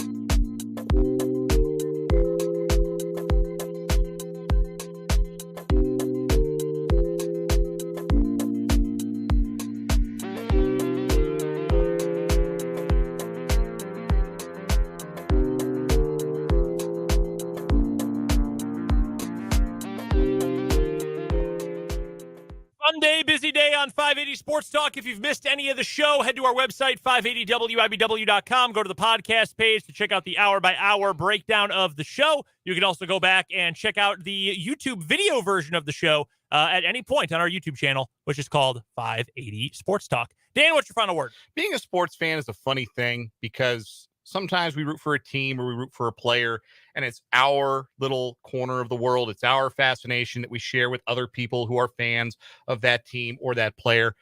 But when you're talking about a great team, that team kind of belongs to the world a little bit. Mm-hmm. And now the Kansas City Chiefs belong to a world that is very, very different than even the world that they have inhabited as current holders of the Super Bowl championship and current best team in the NFL. Because now they inhabit the world of the Swifties. And things are going to get very strange, I think, if this Taylor Swift and Travis Kelce relationship is in fact real. Things are going to get bizarre. And all I will say to you as Chiefs fans is welcome in your new brothers and sisters who maybe are only interested in the team because their favorite pop stars dating the tight end. Welcome them onto the bandwagon, offer them a seat, explain to them what they need explained to them, and just enjoy the ride because, again, this doesn't happen to tight ends on 4 and 13 teams. Final word for me today. It's pretty freaking cool that KU is ranked for a second year in a row. It is the first time in 108 years that KU is 4-0 to start back-to-back seasons. Lance Leipold was asked if he knew that during his press conference Saturday, and he said, "I'm glad I didn't do my research before I took this job." And he has made that same joke a half a dozen times before, and honestly, it is still very funny. And I'm also glad he didn't do that research and that he is leading the KU football program. Awesome weekend of football for everyone. KU, K-State, great high school game on Friday. Chiefs win, obviously. We've got more to break down coming up tomorrow on 580 Sports Talk from 2 until 6. Michael Swain will join us for Jayhawk Weekly. We'll have the whole crew back for that. That's coming up tomorrow. But until then, for Jake Laban, for Dan Lucero, I'm Brendan Dworzinski. Thanks for listening to 580 Sports Talk.